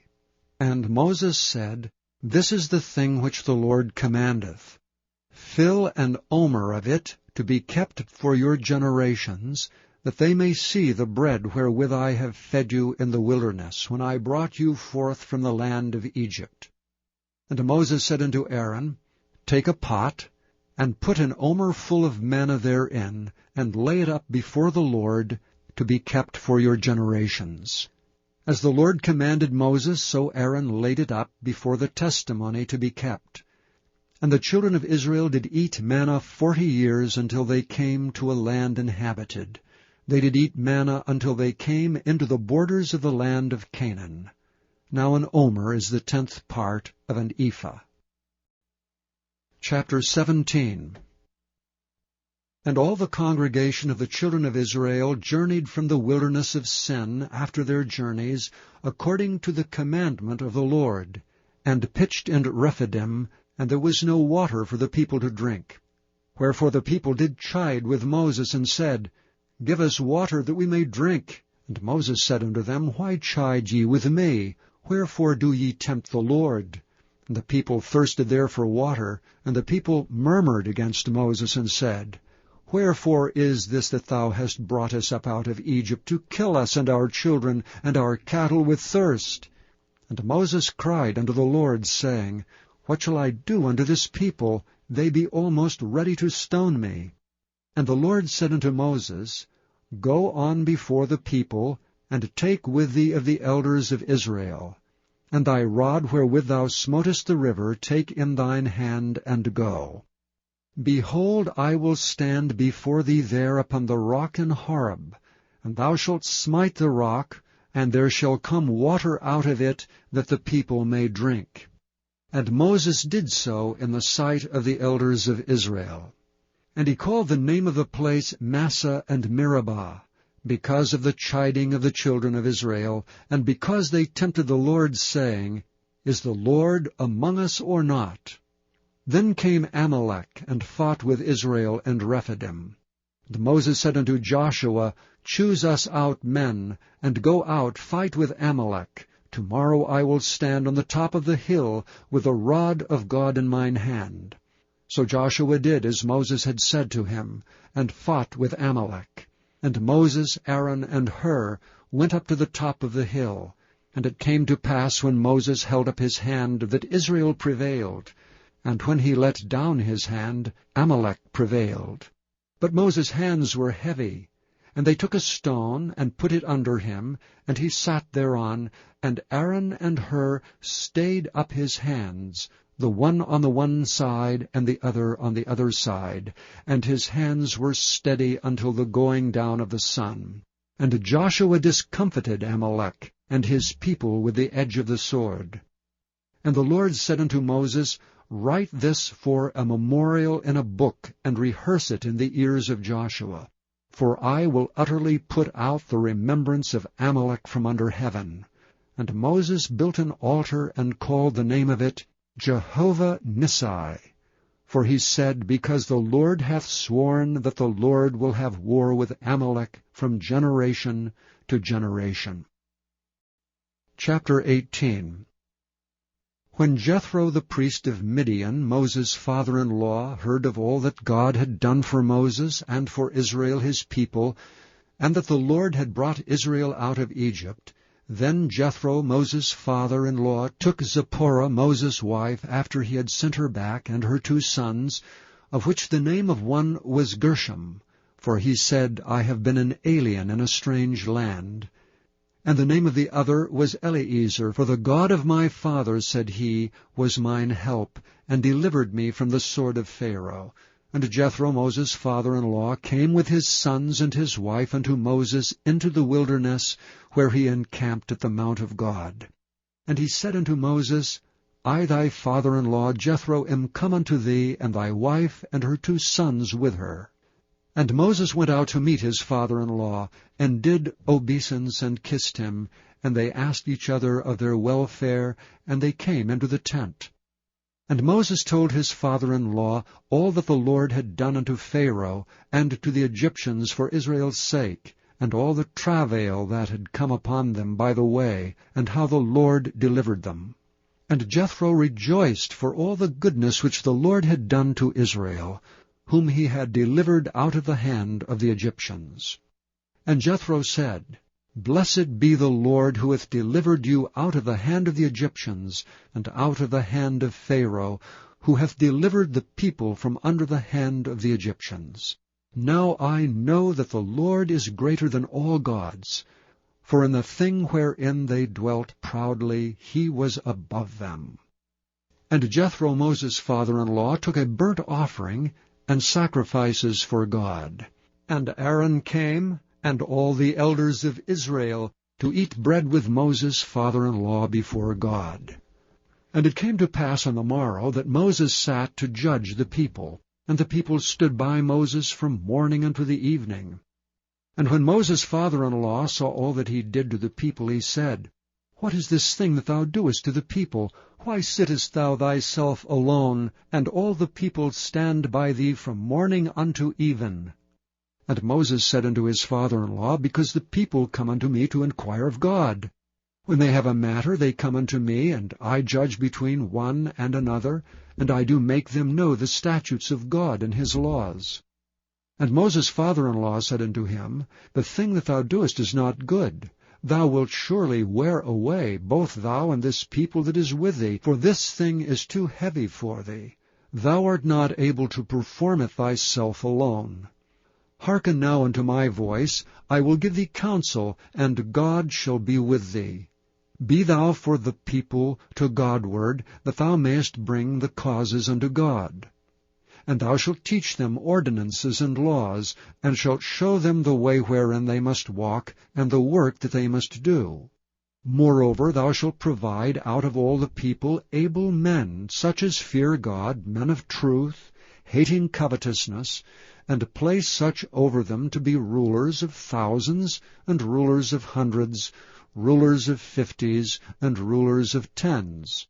And let them judge the people at all seasons. And it shall be that every great matter they shall bring unto thee, but every small matter they shall judge. So shall it be easier for thyself, and they shall bear the burdens with thee. If thou shalt do this thing, and God command thee so, then thou shalt be able to endure, and all this people shall also go to their place in peace. So Moses hearkened to the voice of his father-in-law, and did all that he had said. And Moses chose able men out of all Israel, and made them heads over the people, rulers of thousands, rulers of hundreds, rulers of 50s, and rulers of 10s. And they judged the people at all seasons. The hard causes they brought unto Moses, but every small matter they judged themselves. And Moses let his father-in-law depart, and he went his way into his own land. Chapter 19. In the 3rd month, when the children of Israel were gone forth out of the land of Egypt, the same day came they into the wilderness of Sinai. For they were departed from Rephidim, and were come to the desert of Sinai, and had pitched in the wilderness, and there Israel camped before the mount. And Moses went up unto God, and the Lord called unto him out of the mountain, saying, Thus shalt thou say to the house of Jacob, and tell the children of Israel, Ye have seen what I did unto the Egyptians, and how I bare you on eagle's wings, and brought you unto myself.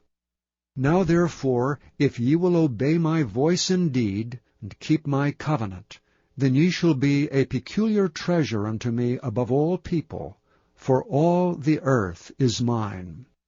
And ye shall be unto me a kingdom of priests, and an holy nation. These are the words which thou shalt speak unto the children of Israel. And Moses came and called for the elders of the people, and laid before their faces all these words which the Lord commanded him.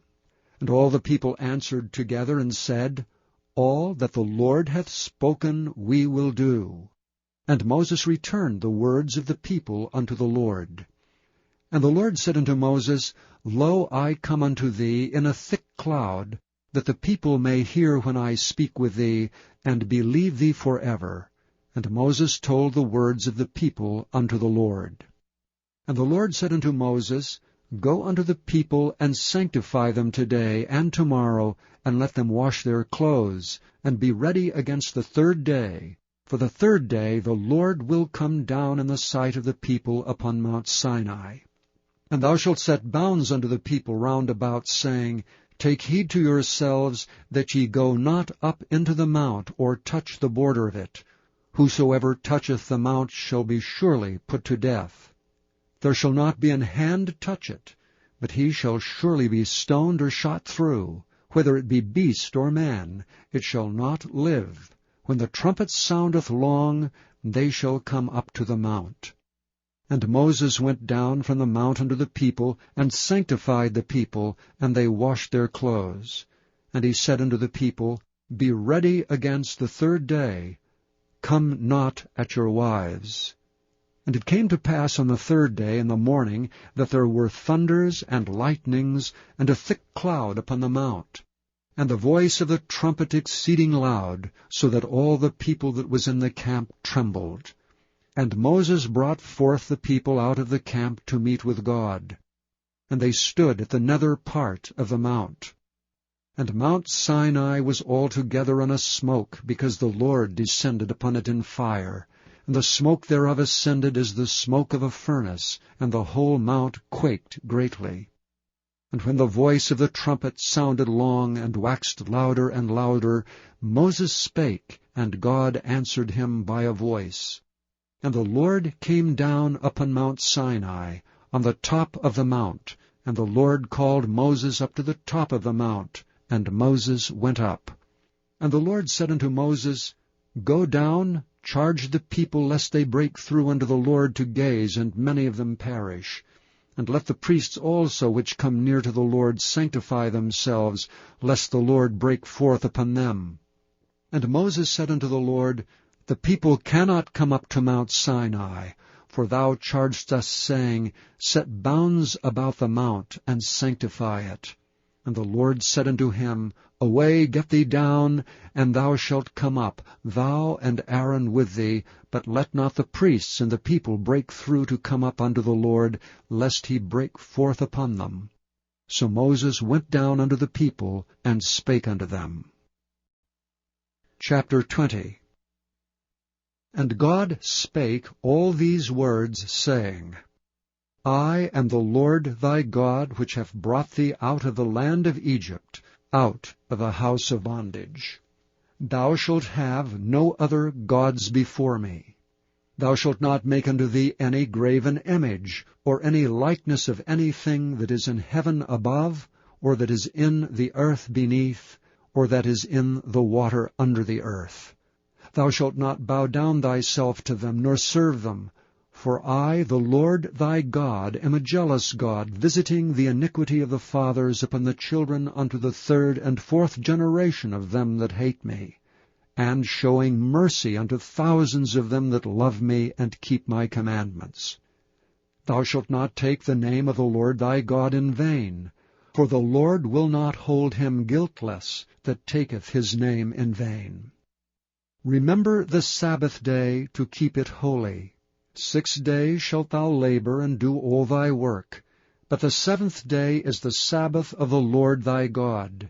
In it thou shalt not do any work, thou, nor thy son, nor thy daughter, thy manservant, nor thy maidservant, nor thy cattle, nor thy stranger that is within thy gates. For in 6 days the Lord made heaven and earth, the sea, and all that in them is, and rested the 7th day. Wherefore the Lord blessed the Sabbath day, and hallowed it. Honor thy father and thy mother, that thy days may be long upon the land which the Lord thy God giveth thee. Thou shalt not kill. Thou shalt not commit adultery. Thou shalt not steal. Thou shalt not bear false witness against thy neighbor. Thou shalt not covet thy neighbor's house. Thou shalt not covet thy neighbor's wife, nor his manservant, nor his maidservant, nor his ox, nor his ass, nor anything that is thy neighbor's. And all the people saw the thunderings and the lightnings, and the noise of the trumpet, and the mountain smoking. And when the people saw it, they removed and stood afar off. And they said unto Moses, Speak thou with us, and we will hear, but let not God speak with us, lest we die. And Moses said unto the people, Fear not, for God is come to prove you, and that his fear may be before your faces, that ye sin not. And the people stood afar off, and Moses drew near unto the thick darkness where God was. And the Lord said unto Moses, Thus thou shalt say unto the children of Israel, Ye have seen that I have talked with you from heaven. Ye shall not make with me gods of silver, neither shall ye make unto you gods of gold. An altar of earth thou shalt make unto me, and shalt sacrifice thereon thy burnt offerings and thy peace offerings, thy sheep and thine oxen. In all places where I record my name, I will come unto thee, and I will bless thee. And if thou wilt make me an altar of stone, thou shalt not build it of hewn stone. For if thou lift up thy tool upon it, thou hast polluted it. Neither shalt thou go up by steps unto mine altar, that thy nakedness be not discovered thereon. Chapter 21. Now these are the judgments which thou shalt set before them. If thou buy an Hebrew servant, 6 years he shall serve, and in the 7th he shall go out free for nothing. If he came in by himself, he shall go out by himself. If he were married, then his wife shall go out with him. If his master have given him a wife, and she have borne him sons or daughters, the wife and her children shall be her master's, and he shall go out by himself. And if thy servant shall plainly say, I love my master, my wife, and my children, I will not go out free, then his master shall bring him unto the judges. He shall also bring him to the door, or unto the doorpost, and his master shall bore his ear through with an awl, and he shall serve him forever. And if a man sell his daughter to be a maidservant, she shall not go out as the men's servants do. If she please not her master, who hath betrothed her to himself, then shall he let her be redeemed. To sell her unto a strange nation he shall have no power, seeing he hath dealt deceitfully with her. And if he hath betrothed her unto his son, he shall deal with her after the manner of daughters. If he take him another wife, her food, her raiment, and her duty of marriage shall he not diminish. And if he do not these 3 things unto her, then shall she go out free without money. He that smiteth a man, so that he die, shall be surely put to death. And if a man lie not in wait, but God deliver him into his hand, then I will appoint thee a place whither he shall flee. But if a man come presumptuously upon his neighbor, to slay him with guile, thou shalt take him from thine altar that he may die. He that smiteth his father or his mother shall be surely put to death. He that stealeth a man and selleth him, or if he be found in his hand, he shall surely be put to death. And he that curseth his father or his mother shall surely be put to death. And if men strive together, and one smite another with a stone, or with his fist, and he die not, but keepeth his bed, if he rise again, and walk abroad upon his staff, then shall he that smote him be quit. Only he shall pay for the loss of his time, and shall cause him to be thoroughly healed. And if a man smite his servant or his maid with a rod, and he die under his hand, he shall be surely punished. Notwithstanding, if he continue a day or 2, he shall not be punished, for he is his money. If men strive and hurt a woman with child, so that her fruit depart from her, and yet no mischief follow, he shall be surely punished according as the woman's husband will lay upon him, and he shall pay as the judges determine. And if any mischief follow, then thou shalt give life for life, eye for eye, tooth for tooth, hand for hand, foot for foot, burning for burning, wound for wound, stripe for stripe. And if a man smite the eye of his servant, or the eye of his maid, that it perish, he shall let him go free for his eye's sake. And if he smite out his manservant's tooth, or his maidservant's tooth, he shall let him go free for his tooth's sake.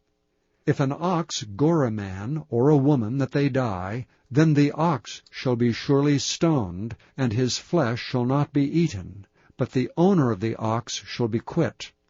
But if the ox were wont to push with his horn in time past, and it hath been testified to his owner, and he hath not kept him in, but that he hath killed a man or a woman, the ox shall be stoned, and his owner also shall be put to death. If there be laid on him a sum of money, then he shall give for the ransom of his life whatsoever is laid upon him. Whether he have gored a son, or have gored a daughter, according to this judgment shall it be done unto him.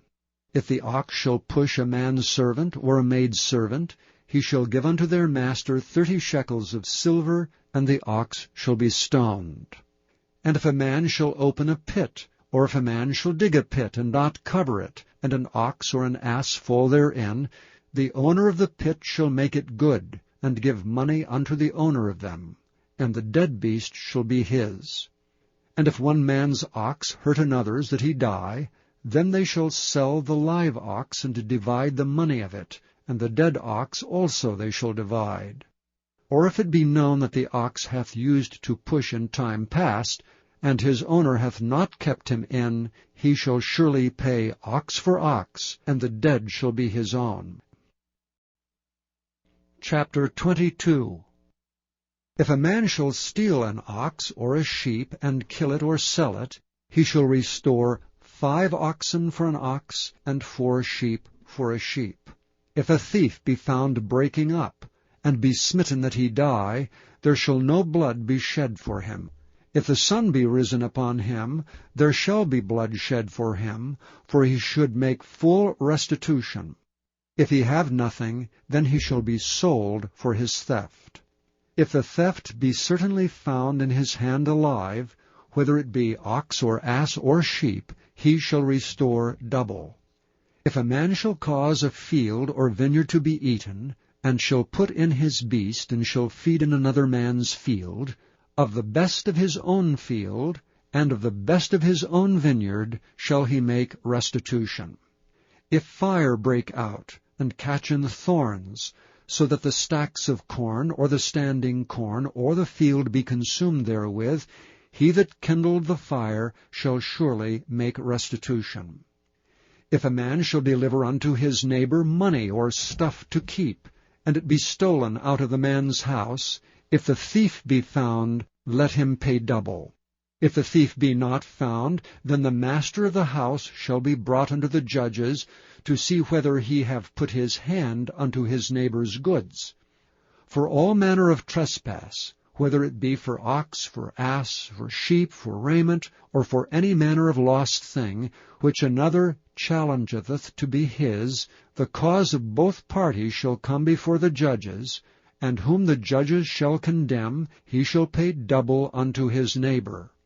If a man deliver unto his neighbor an ass, or an ox, or a sheep, or any beast to keep, and it die or be hurt, or driven away, no man seeing it, then shall an oath of the Lord between them both, that he hath not put his hand unto his neighbor's goods, and the owner of it shall accept thereof, and he shall not make it good. And if it be stolen from him, he shall make restitution unto the owner thereof. If it be torn in pieces, then let him bring it for witness, and he shall not make good that which was torn.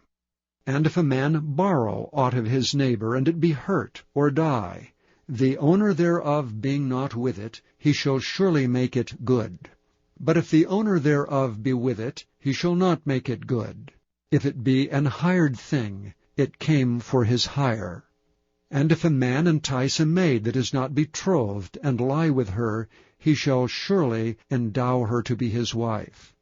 If her father utterly refuse to give her unto him, he shall pay money according to the dowry of virgins. Thou shalt not suffer a witch to live. Whosoever lieth with a beast shall surely be put to death. He that sacrificeth unto any god save unto the Lord only, he shall be utterly destroyed. Thou shalt neither vex a stranger, nor oppress him, for ye were strangers in the land of Egypt. Ye shall not afflict any widow or fatherless child. If thou afflict them in any wise, and they cry at all unto me, I will surely hear their cry. And my wrath shall wax hot, and I will kill you with the sword, and your wives shall be widows, and your children fatherless. If thou lend money to any of my people that is poor by thee, thou shalt not be to him as an usurer, neither shalt thou lay upon him usury. If thou at all take thy neighbour's raiment to pledge, thou shalt deliver it unto him by that the sun goeth down. For that is his covering only, it is his raiment for his skin. Wherein shall he sleep? And it shall come to pass when he crieth unto me that I will hear, for I am gracious. Thou shalt not revile the gods, nor curse the ruler of thy people. Thou shalt not delay to offer the first of thy ripe fruits and of thy liquors, the firstborn of thy sons shalt thou give unto me. Likewise shalt thou do with thine oxen and with thy sheep. 7 days it shall be with his dam, and on the 8th day thou shalt give it me. And ye shall be holy men unto me. Neither shall ye eat any flesh that is torn of beasts in the field, ye shall cast it to the dogs. Chapter 23.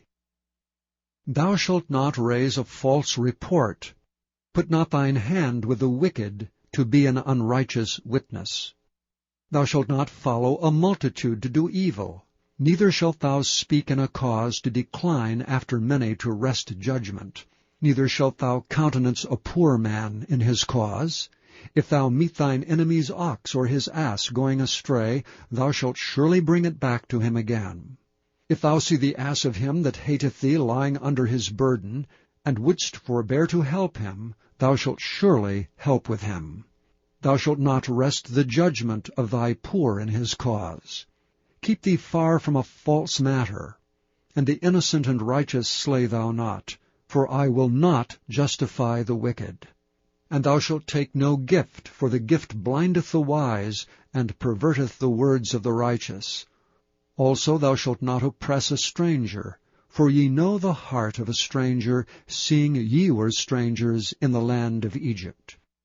And 6 years thou shalt sow thy land, and shalt gather in the fruits thereof. But the 7th year thou shalt let it rest and lie still, that the poor of thy people may eat. And what they leave, the beasts of the field shall eat.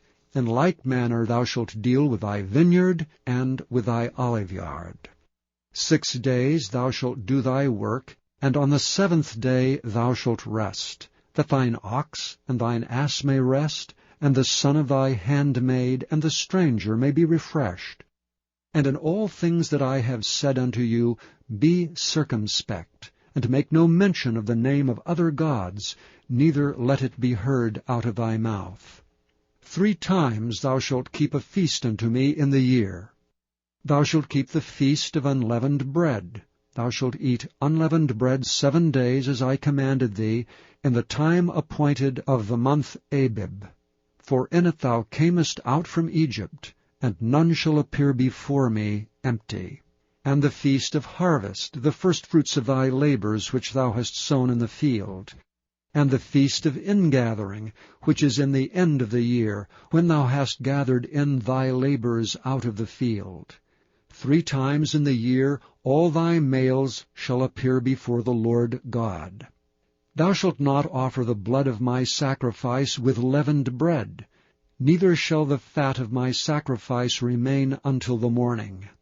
The first of the firstfruits of thy land thou shalt bring into the house of the Lord thy God.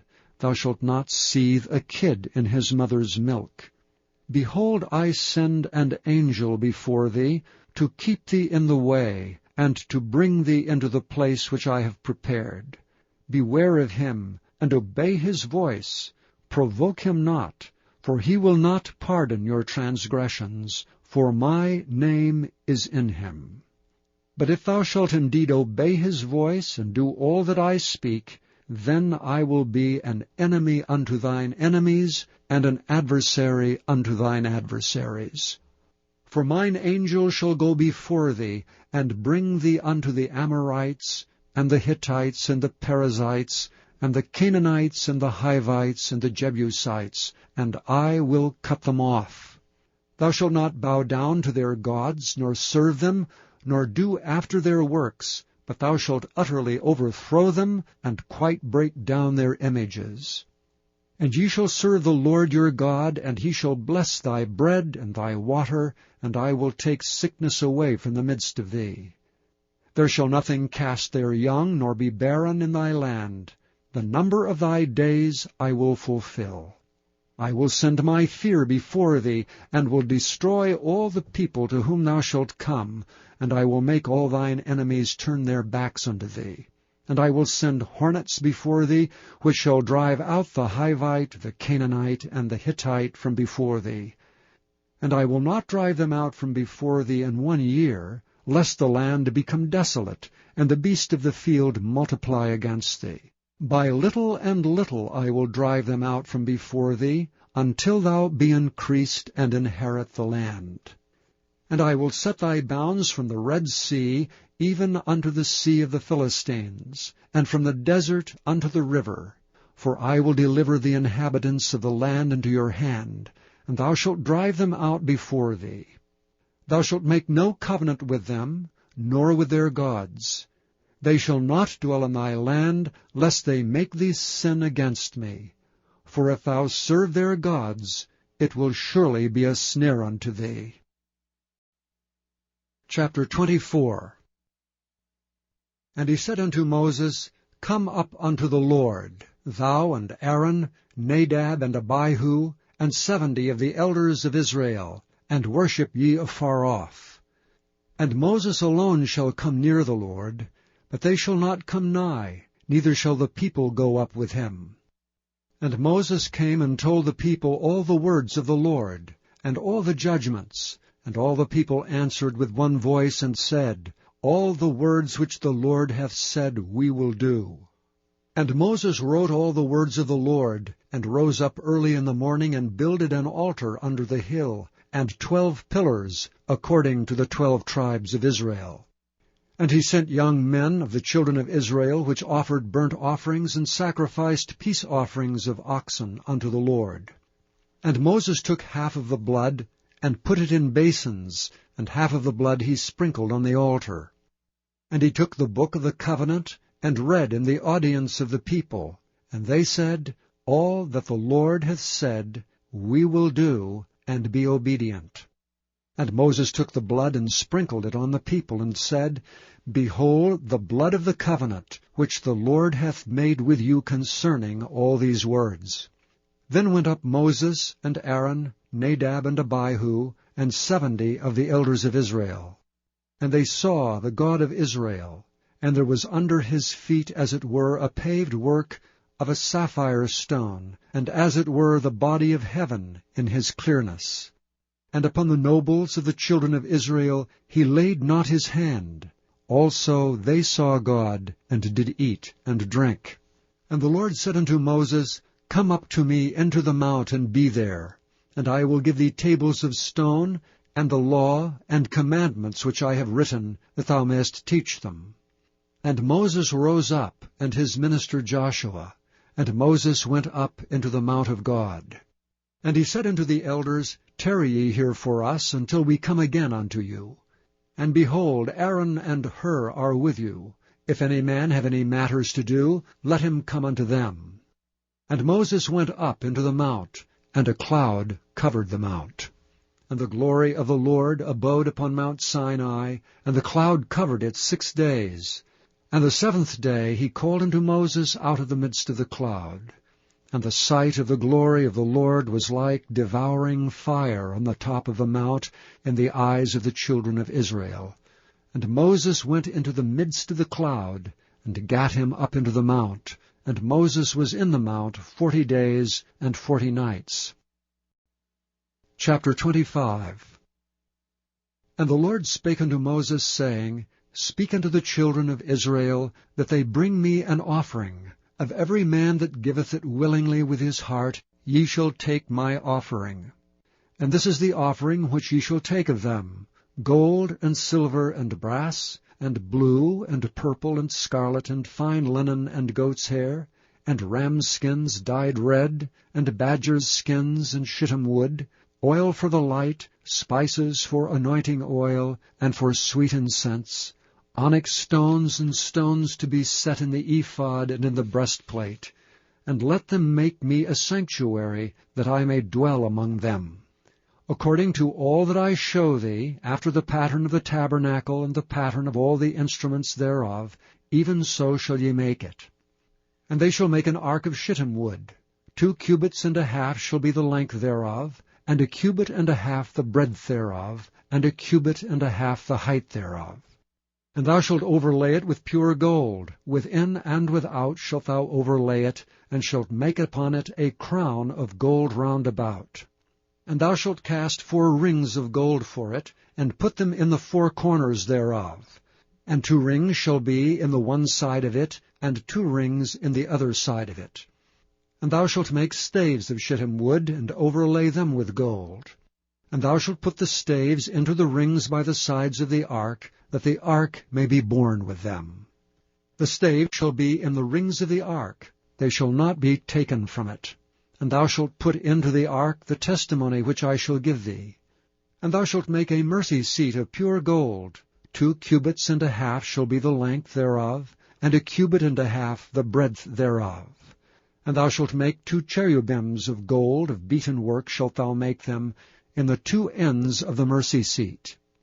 And make 1 cherub on the one end, and the other cherub on the other end, even of the mercy seat shall ye make the cherubims on the 2 ends thereof.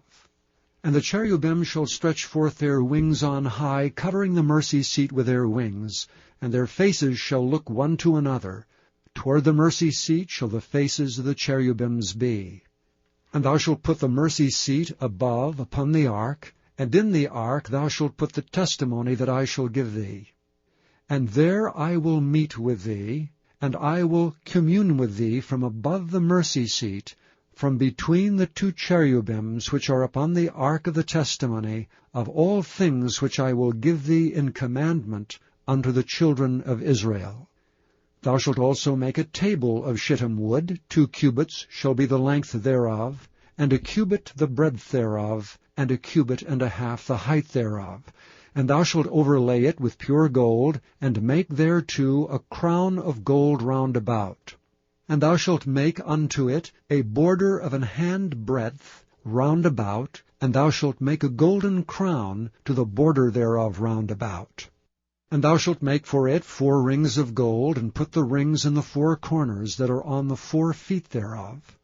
Over against the border shall the rings be for places of the staves to bear the table. And thou shalt make the staves of shittim wood, and overlay them with gold, that the table may be borne with them. And thou shalt make the dishes thereof, and spoons thereof, and covers thereof, and bowls thereof to cover withal. Of pure gold shalt thou make them. And thou shalt set upon the table showbread before me alway. And thou shalt make a candlestick of pure gold. Of beaten work shall the candlestick be made. His shaft and his branches, his bowls, his knops and his flowers shall be the same. And 6 branches shall come out of the sides of it, 3 branches of the candlestick out of the one side, and 3 branches of the candlestick out of the other side.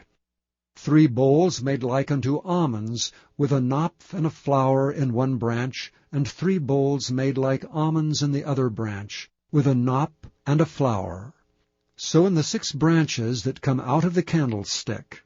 And in the candlestick shall be 4 bowls made like unto almonds, with their knops and their flowers. And there shall be a knop under 2 branches of the same, and a knop under 2 branches of the same, and a knop under 2 branches of the same, according to the 6 branches that proceed out of the candlestick. Their knops and their branches shall be of the same. All it shall be 1 beaten work of pure gold. And thou shalt make the 7 lamps thereof, and they shall light the lamps thereof, that they may give light over against it. And the tongs thereof, and the snuff dishes thereof shall be of pure gold. Of a talent of pure gold shall he make it, with all these vessels. And look that thou make them after their pattern, which was showed thee in the mount. Chapter 26. Moreover thou shalt make the tabernacle with 10 curtains of fine twined linen, and blue, and purple, and scarlet, with cherubims of cunning work shalt thou make them. The length of one curtain shall be 28 cubits, and the breadth of one curtain 4 cubits, and every one of the curtains shall have one measure. The 5 curtains shall be coupled together one to another, and other 5 curtains shall be coupled one to another. And thou shalt make loops of blue upon the edge of the one curtain from the selvage in the coupling, and likewise shalt thou make in the uttermost edge of another curtain in the coupling of the second. 50 loops shalt thou make in the one curtain, and 50 loops shalt thou make in the edge of the curtain that is in the coupling of the second, that the loops may take hold one of another. And thou shalt make 50 taches of gold, and couple the curtains together with the taches, and it shall be one tabernacle. And thou shalt make curtains of goat's hair to be a covering upon the tabernacle. 11 curtains shalt thou make. The length of one curtain shall be 30 cubits, and the breadth of one curtain 4 cubits, and the 11 curtains shall be all of one measure. And thou shalt couple 5 curtains by themselves, and 6 curtains by themselves, and shalt double the 6th curtain in the forefront of the tabernacle. And thou shalt make 50 loops on the edge of the one curtain that is outmost in the coupling, and 50 loops in the edge of the curtain which coupleth the second. And thou shalt make 50 taches of brass, and put the taches into the loops, and couple the tent together, that it may be one. And the remnant that remaineth of the curtains of the tent, the half curtain that remaineth shall hang over the backside of the tabernacle. And a cubit on the one side, and a cubit on the other side of that which remaineth in the length of the curtains of the tent, it shall hang over the sides of the tabernacle on this side and on that side to cover it. And thou shalt make a covering for the tent of ram's skins dyed red, and a covering above of badger's skins. And thou shalt make boards for the tabernacle of shittim wood standing up. 10 cubits shall be the length of a board, and a cubit and a half shall be the breadth of one board. 2 tenons shall there be in one board, set in order one against another. Thus shalt thou make for all the boards of the tabernacle. And thou shalt make the boards for the tabernacle, 20 boards on the south side southward. And thou shalt make 40 sockets of silver under the 20 boards, 2 sockets under one board for his 2 tenons, and 2 sockets under another board for his 2 tenons. And for the second side of the tabernacle, on the north side, there shall be 20 boards. And their 40 sockets of silver, 2 sockets under one board, and 2 sockets under another board. And for the sides of the tabernacle westward thou shalt make 6 boards, and 2 boards shalt thou make for the corners of the tabernacle in the 2 sides. And they shall be coupled together beneath, and they shall be coupled together above the head of it unto one ring. Thus shall it be for them both. They shall be for the 2 corners. And they shall be 8 boards, and their sockets of silver, 16 sockets, 2 sockets under one board, and 2 sockets under another board. And thou shalt make bars of shittim wood, 5 for the boards of one side of the tabernacle, and 5 bars for the boards of the other side of the tabernacle, and 5 bars for the boards of the side of the tabernacle, for the 2 sides westward. And the middle bar in the midst of the boards shall reach from end to end. And thou shalt overlay the boards with gold, and make their rings of gold for places for the bars. And thou shalt overlay the bars with gold. And thou shalt rear up the tabernacle according to the fashion thereof which was showed thee in the mount. And thou shalt make a veil of blue and purple and scarlet and fine twined linen of cunning work, with cherubims shall it be made. And thou shalt hang it upon 4 pillars of shittim wood overlaid with gold. Their hooks shall be of gold upon the 4 sockets of silver. And thou shalt hang up the veil under the taches, that thou mayest bring in thither within the veil the ark of the testimony, and the veil shall divide unto you between the holy place and the most holy. And thou shalt put the mercy seat upon the ark of the testimony in the most holy place. And thou shalt set the table without the veil, and the candlestick over against the table on the side of the tabernacle toward the south. And thou shalt put the table on the north side. And thou shalt make an hanging for the door of the tent, of blue and purple and scarlet and fine-twined linen, wrought with needlework. And thou shalt make for the hanging 5 pillars of shittim wood, and overlay them with gold. And their hooks shall be of gold, and thou shalt cast 5 sockets of brass for them. Chapter 27.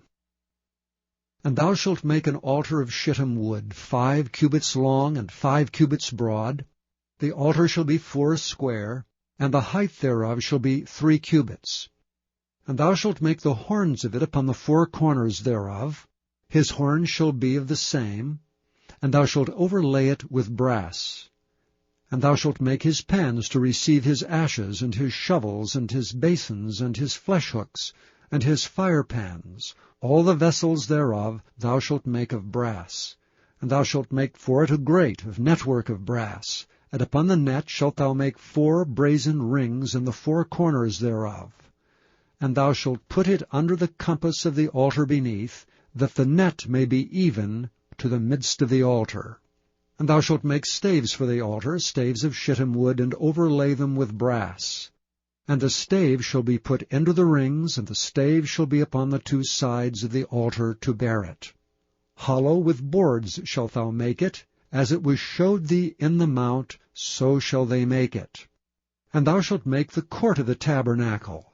For the south side southward there shall be hangings for the court of fine-twined linen of 100 cubits long for one side. And the 20 pillars thereof and their 20 sockets shall be of brass. The hooks of the pillars and their fillets shall be of silver. And likewise for the north side in length there shall be hangings of 100 cubits long, and his 20 pillars and their 20 sockets of brass, the hooks of the pillars and their fillets of silver. And for the breadth of the court on the west side shall be hangings of 50 cubits, their pillars 10, and their sockets 10. And the breadth of the court on the east side eastward shall be 50 cubits. The hangings of one side of the gate shall be 15 cubits, their pillars 3, and their sockets 3. And on the other side shall be hangings 15 cubits, their pillars 3, and their sockets 3. And for the gate of the court shall be an hanging of 20 cubits of blue and purple and scarlet, and fine-twined linen, wrought with needlework, and their pillars shall be 4, and their sockets 4. All the pillars round about the court shall be filleted with silver, their hooks shall be of silver, and their sockets of brass. The length of the court shall be 100 cubits, and the breadth 50 everywhere, and the height 5 cubits of fine-twined linen, and their sockets of brass. All the vessels of the tabernacle, and all the service thereof, and all the pins thereof, and all the pins of the court shall be of brass. And thou shalt command the children of Israel that they bring thee pure oil olive beaten for the light, to cause the lamp to burn always. In the tabernacle of the congregation without the veil, which is before the testimony, Aaron and his sons shall order it from evening to morning before the Lord. It shall be a statute forever unto their generations on the behalf of the children of Israel. Chapter 28. And take thou unto thee Aaron thy brother, and his sons with him, from among the children of Israel, that he may minister unto me in the priest's office, even Aaron, Nadab, and Abihu, Eleazar, and Ithamar, Aaron's sons. And thou shalt make holy garments for Aaron thy brother, for glory and for beauty. And thou shalt speak unto all that are wise-hearted, whom I have filled with the spirit of wisdom, that they may make Aaron's garments to consecrate him, that he may minister unto me in the priest's office. And these are the garments which they shall make: a breastplate, and an ephod, and a robe, and a broidered coat, a mitre, and a girdle. And they shall make holy garments for Aaron thy brother and his sons, that he may minister unto me in the priest's office. And they shall take gold, and blue, and purple, and scarlet, and fine linen. And they shall make the ephod of gold, of blue, and of purple, of scarlet, and fine twined linen with cunning work. It shall have 2 shoulder pieces thereof, joined at the edges thereof, and so it shall be joined together. And the curious girdle of the ephod which is upon it shall be of the same, according to the work thereof, even of gold, of blue, and purple, and scarlet, and fine twined linen. And thou shalt take 2 onyx stones, and grave on them the names of the children of Israel, 6 of their names on one stone, and the other 6 names of the rest on the other stone, according to their birth. With the work of an engraver in stone, like the engravings of a signet, shalt thou engrave the 2 stones with the names of the children of Israel. Thou shalt make them to be set in ouches of gold. And thou shalt put the 2 stones upon the shoulders of the ephod for stones of memorial unto the children of Israel. And Aaron shall bear their names before the Lord upon his 2 shoulders for a memorial. And thou shalt make ouches of gold, and 2 chains of pure gold at the ends. Of wreathen work shalt thou make them, and fasten the wreathen chains to the ouches. And thou shalt make the breastplate of judgment with cunning work. After the work of the ephod thou shalt make it, of gold, of blue, and of purple, and of scarlet, and of fine twined linen shalt thou make it. 4 square it shall be, being doubled. A span shall be the length thereof, and a span shall be the breadth thereof. And thou shalt set in it settings of stones, even 4 rows of stones. The first row shall be a sardius, a topaz, and a carbuncle. This shall be the first row. And the second row shall be an emerald, a sapphire, and a diamond. And the third row a ligure, an agate, and an amethyst. And the fourth row a beryl, and an onyx, and a jasper. They shall be set in gold in their enclosings. And the stones shall be with the names of the children of Israel, 12 according to their names, like the engravings of a signet. Every one with his name shall they be, according to the 12 tribes. And thou shalt make upon the breastplate chains at the ends of wreathen work of pure gold. And thou shalt make upon the breastplate 2 rings of gold, and shalt put the 2 rings on the 2 ends of the breastplate. And thou shalt put the 2 wreathen chains of gold in the 2 rings which are on the ends of the breastplate. And the other 2 ends, the 2 wreathen chains, shalt thou fasten in the 2 ouches, and put them on the shoulder pieces of the ephod before it. And thou shalt make 2 rings of gold, and thou shalt put them upon the 2 ends of the breastplate in the border thereof, which is in the side of the ephod inward. And 2 other rings of gold thou shalt make, and shalt put them on the 2 sides of the ephod underneath, toward the forepart thereof, over against the other coupling thereof, above the curious girdle of the ephod. And they shall bind the breastplate by the rings thereof unto the rings of the ephod with a lace of blue, that it may be above the curious girdle of the ephod, and that the breastplate be not loosed from the ephod. And Aaron shall bear the names of the children of Israel in the breastplate of judgment upon his heart, when he goeth into the holy place, for a memorial before the Lord continually. And thou shalt put in the breastplate of judgment the Urim and the Thummim, and they shall be upon Aaron's heart when he goeth in before the Lord. And Aaron shall bear the judgment of the children of Israel upon his heart before the Lord continually. And thou shalt make the robe of the ephod all of blue. And there shall be an hole in the top of it, in the midst thereof. It shall have a binding of woven work round about the hole of it, as it were the hole of an habergeon, that it be not rent.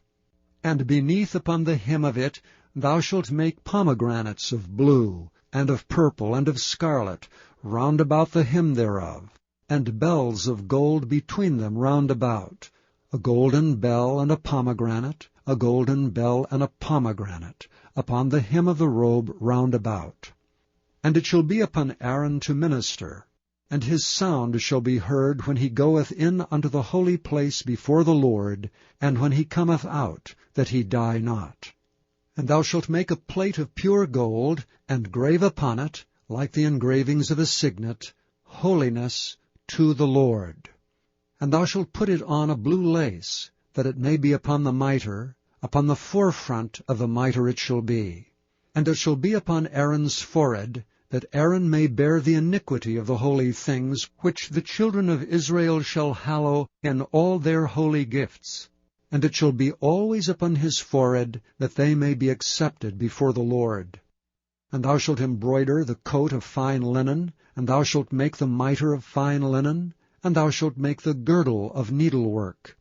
And for Aaron's sons thou shalt make coats, and thou shalt make for them girdles, and bonnets shalt thou make for them, for glory and for beauty. And thou shalt put them upon Aaron thy brother, and his sons with him, and shalt anoint them, and consecrate them, and sanctify them, that they may minister unto me in the priest's office. And thou shalt make them linen breeches to cover their nakedness, from the loins even unto the thighs they shall reach.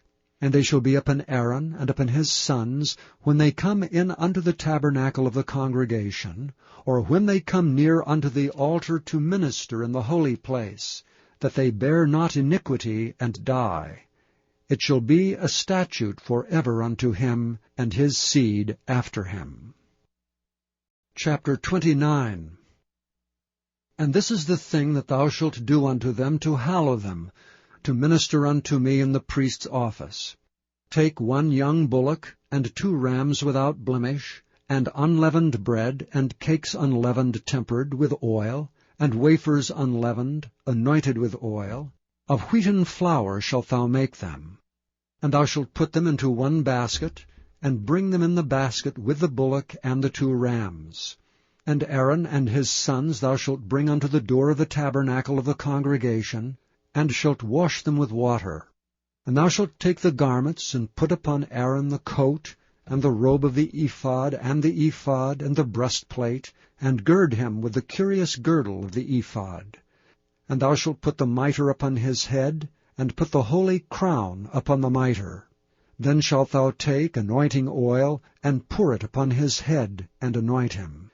And thou shalt bring his sons, and put coats upon them. And thou shalt gird them with girdles, Aaron and his sons, and put the bonnets on them.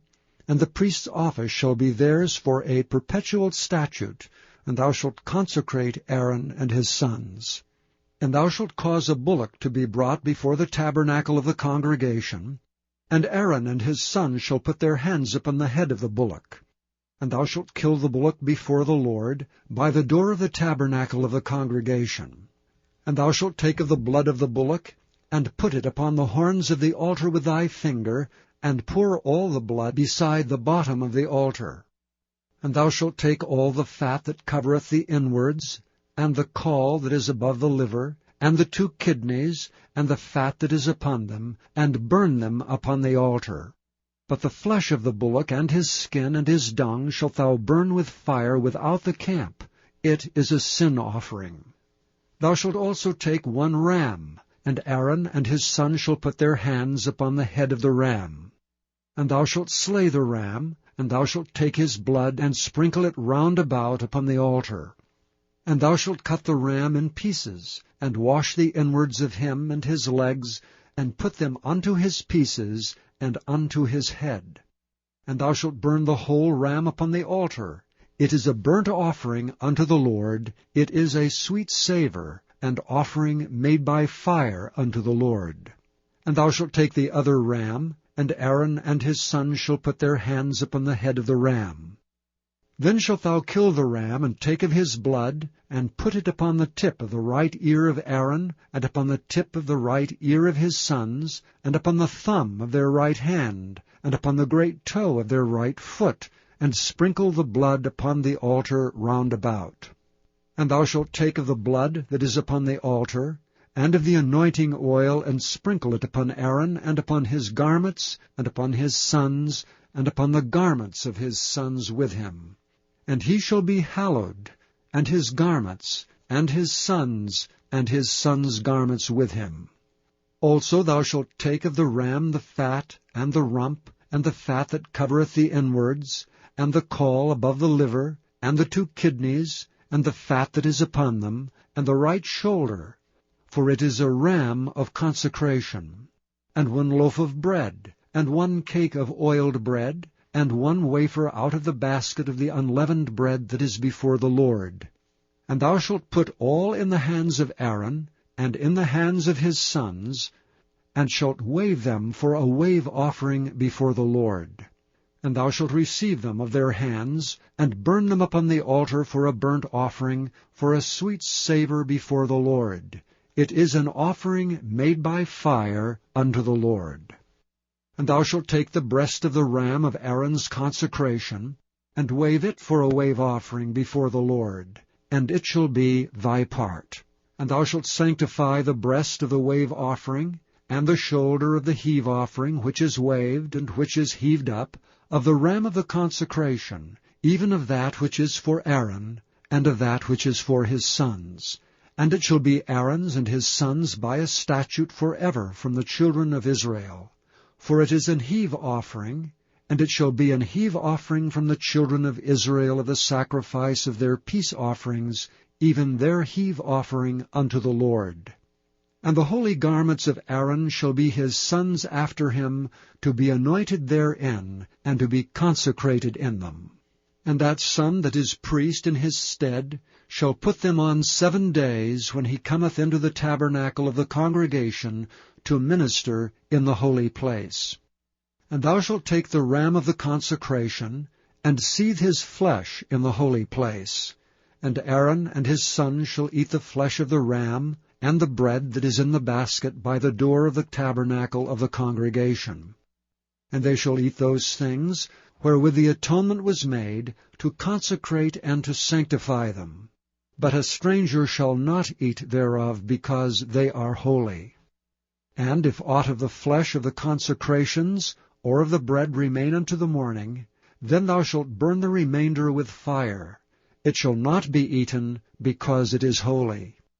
And thus shalt thou do unto Aaron, and to his sons, according to all things which I have commanded thee.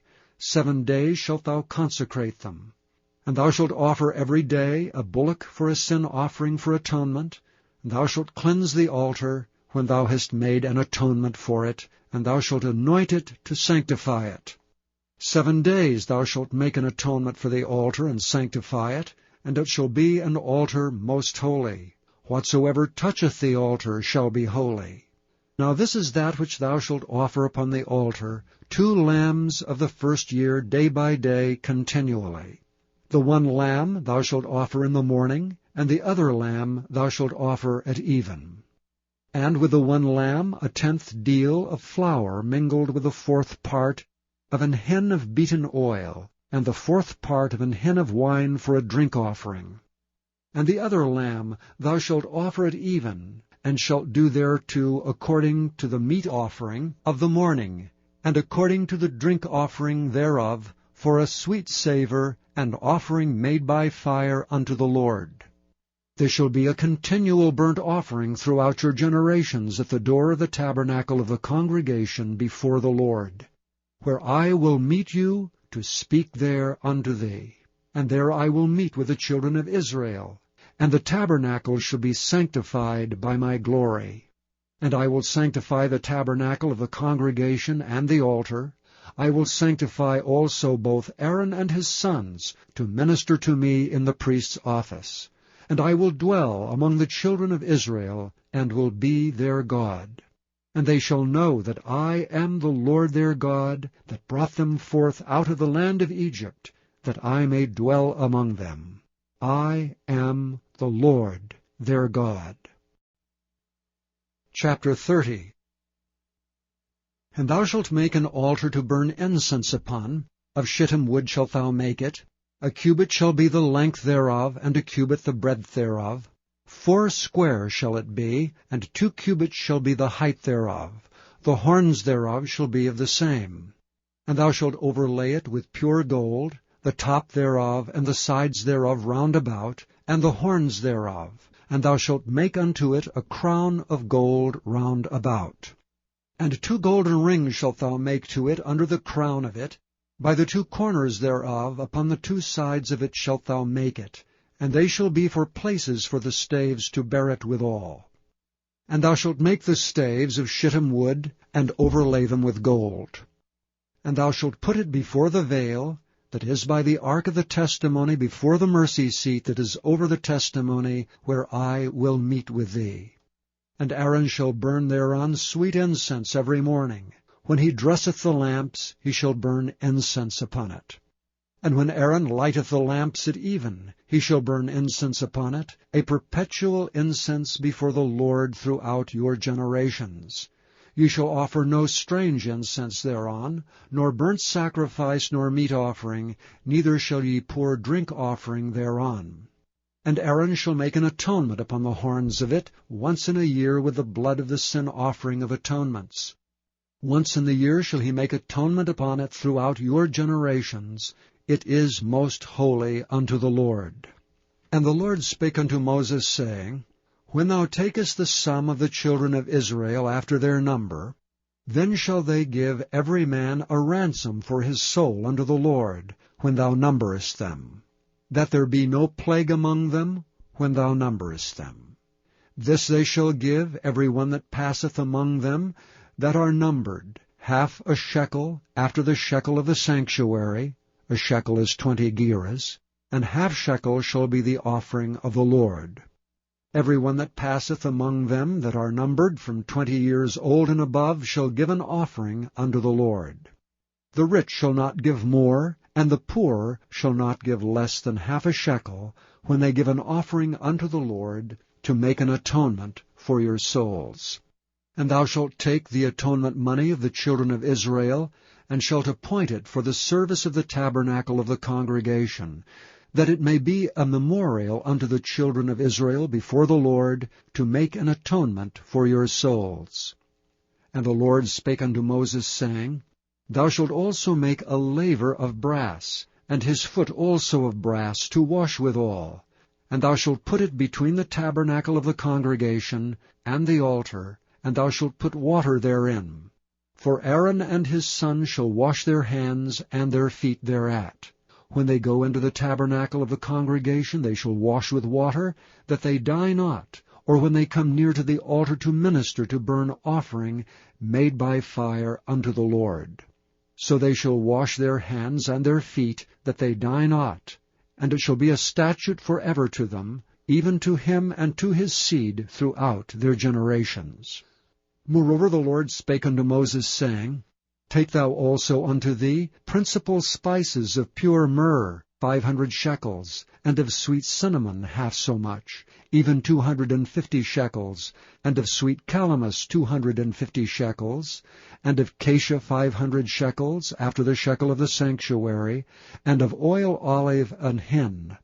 And thou shalt make it an oil of holy ointment, an ointment compound, after the art of the apothecary.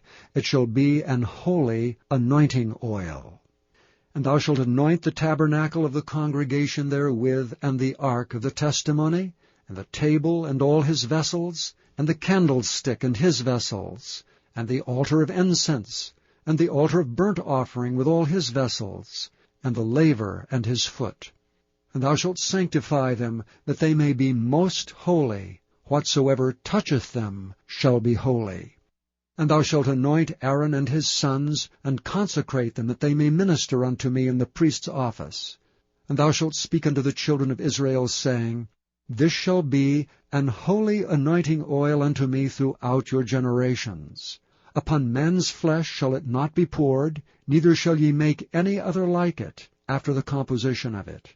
It is holy, and it shall be holy unto you. Whosoever compoundeth any like it, or whosoever putteth any of it upon a stranger, shall even be cut off from his people. And the Lord said unto Moses, Take unto thee sweet spices, stacte, and onycha, and galbanum, these sweet spices with pure frankincense, of each shall there be a like weight. Thou shalt make it a perfume, a confection after the art of the apothecary, tempered together, pure and holy. Thou shalt beat some of it very small, and put of it before the testimony in the tabernacle of the congregation, where I will meet with thee. It shall be unto you most holy. And as for the perfume which thou shalt make, ye shall not make to yourselves according to the composition thereof. It shall be unto thee holy for the Lord. Whosoever shall make like unto that, to smell thereto, shall even be cut off from his people. Chapter 31. And the Lord spake unto Moses, saying, See, I have called by name Bezaleel the son of Uri, the son of Hur of the tribe of Judah, and I have filled him with the Spirit of God, in wisdom and in understanding, and in knowledge and in all manner of workmanship, to devise cunning works, to work in gold, and in silver, and in brass, and in cutting of stones, to set them, and in carving of timber, to work in all manner of workmanship. And I, behold, I have given with him Aholiab, the son of Ahisamach of the tribe of Dan. And in the hearts of all that are wise-hearted I have put wisdom, that they may make all that I have commanded thee, the tabernacle of the congregation, and the ark of the testimony, and the mercy seat that is thereupon, and all the furniture of the tabernacle, and the table and his furniture, and the pure candlestick with all his furniture, and the altar of incense, and the altar of burnt offering with all his furniture, and the laver and his foot, and the cloths of service, and the holy garments for Aaron and the priest, and the garments of his sons to minister in the priest's office, and the anointing oil, and sweet incense for the holy place. According to all that I have commanded thee shall they do. And the Lord spake unto Moses, saying, Speak thou also unto the children of Israel, saying, Verily my Sabbaths ye shall keep. For it is a sign between me and you throughout your generations, that ye may know that I am the Lord that doth sanctify you. Ye shall keep the Sabbath therefore, for it is holy unto you. Every one that defileth it shall surely be put to death. For whosoever doeth any work therein, that soul shall be cut off from among his people. 6 days may work be done, but in the 7th is the Sabbath of rest, holy to the Lord.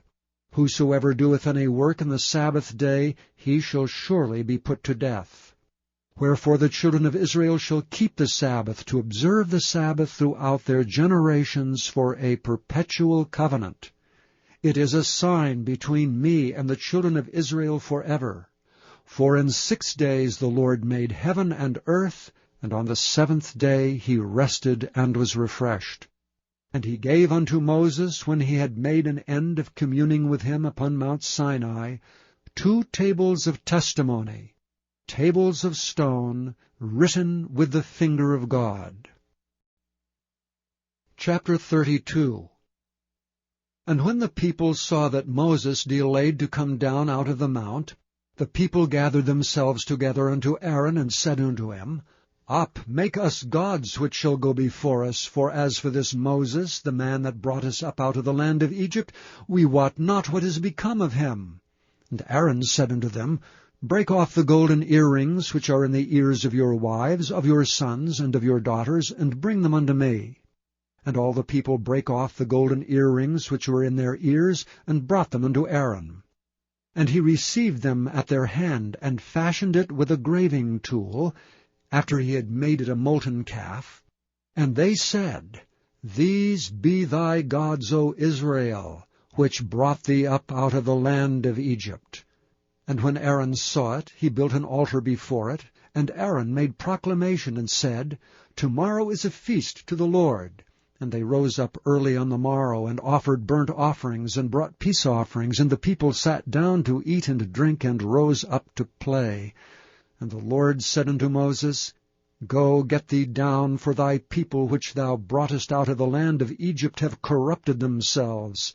They have turned aside quickly out of the way which I commanded them. They have made them a molten calf, and have worshipped it, and have sacrificed thereunto, and said, These be thy gods, O Israel, which have brought thee up out of the land of Egypt. And the Lord said unto Moses, I have seen this people, and behold, it is a stiff-necked people.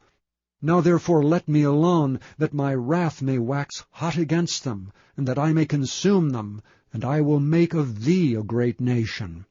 And Moses besought the Lord his God, and said, Lord, why doth thy wrath wax hot against thy people, which thou hast brought forth out of the land of Egypt with great power, and with a mighty hand?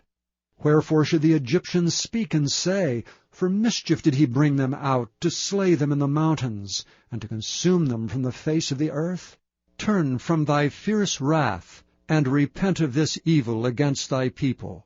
Remember Abraham, Isaac, and Israel, thy servants, to whom thou swarest by thine own self, and saidst unto them, I will multiply your seed as the stars of heaven, and all this land that I have spoken of will I give unto your seed, and they shall inherit it forever. And the Lord repented of the evil which he thought to do unto his people. And Moses turned and went down from the mount, and the 2 tables of the testimony were in his hand.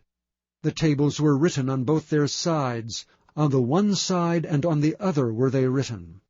And the tables were the work of God, and the writing was the writing of God graven upon the tables.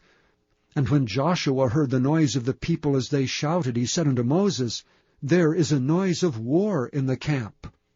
And he said, It is not the voice of them that shout for mastery, neither it is the voice of them that cry for being overcome, but the noise of them that sing do I hear. And it came to pass, as soon as he came nigh unto the camp, that he saw the calf, and the dancing, and Moses' anger waxed hot, and he cast the tables out of his hands, and brake them beneath the mount. And he took the calf which they had made, and burnt it in the fire, and ground it to powder, and strawed it upon the water, and made the children of Israel drink of it. And Moses said unto Aaron, What did this people unto thee, that thou hast brought so great a sin upon them? And Aaron said, Let not the anger of my Lord wax hot. Thou knowest the people, that they are set on mischief. For they said unto me, Make us gods which shall go before us. As for this Moses, the man that brought us up out of the land of Egypt, we wot not what is become of him. And I said unto them, Whosoever hath any gold, let them break it off. So they gave it me, then I cast it into the fire, and there came out this calf. And when Moses saw that the people were naked, for Aaron had made them naked unto their shame among their enemies, then Moses stood up in the gate of the camp, and said, Who is on the Lord's side? Let him come unto me. And all the sons of Levi gathered themselves together unto him. And he said unto them, Thus saith the Lord God of Israel, Put every man his sword by his side, and go in and out from gate to gate throughout the camp, and slay every man his brother, and every man his companion, and every man his neighbor. And the children of Levi did according to the word of Moses, and there fell of the people that day about 3,000 men. For Moses had said, Consecrate yourselves today to the Lord, every man upon his son, and upon his brother, that he may bestow upon you a blessing this day. And it came to pass on the morrow that Moses said unto the people, Ye have sinned a great sin. And now I will go up unto the Lord, peradventure I shall make an atonement for your sin. And Moses returned unto the Lord, and said, O this people have sinned a great sin, and have made them gods of gold. Yet now if thou wilt forgive their sin, and if not, blot me, I pray thee, out of thy book which thou hast written. And the Lord said unto Moses, Whosoever hath sinned against me, him will I blot out of my book. Therefore now go, lead the people unto the place of which I have spoken unto thee. Behold, mine angel shall go before thee. Nevertheless in the day when I visit, I will visit their sin upon them. And the Lord plagued the people because they made the calf which Aaron made. Chapter 33.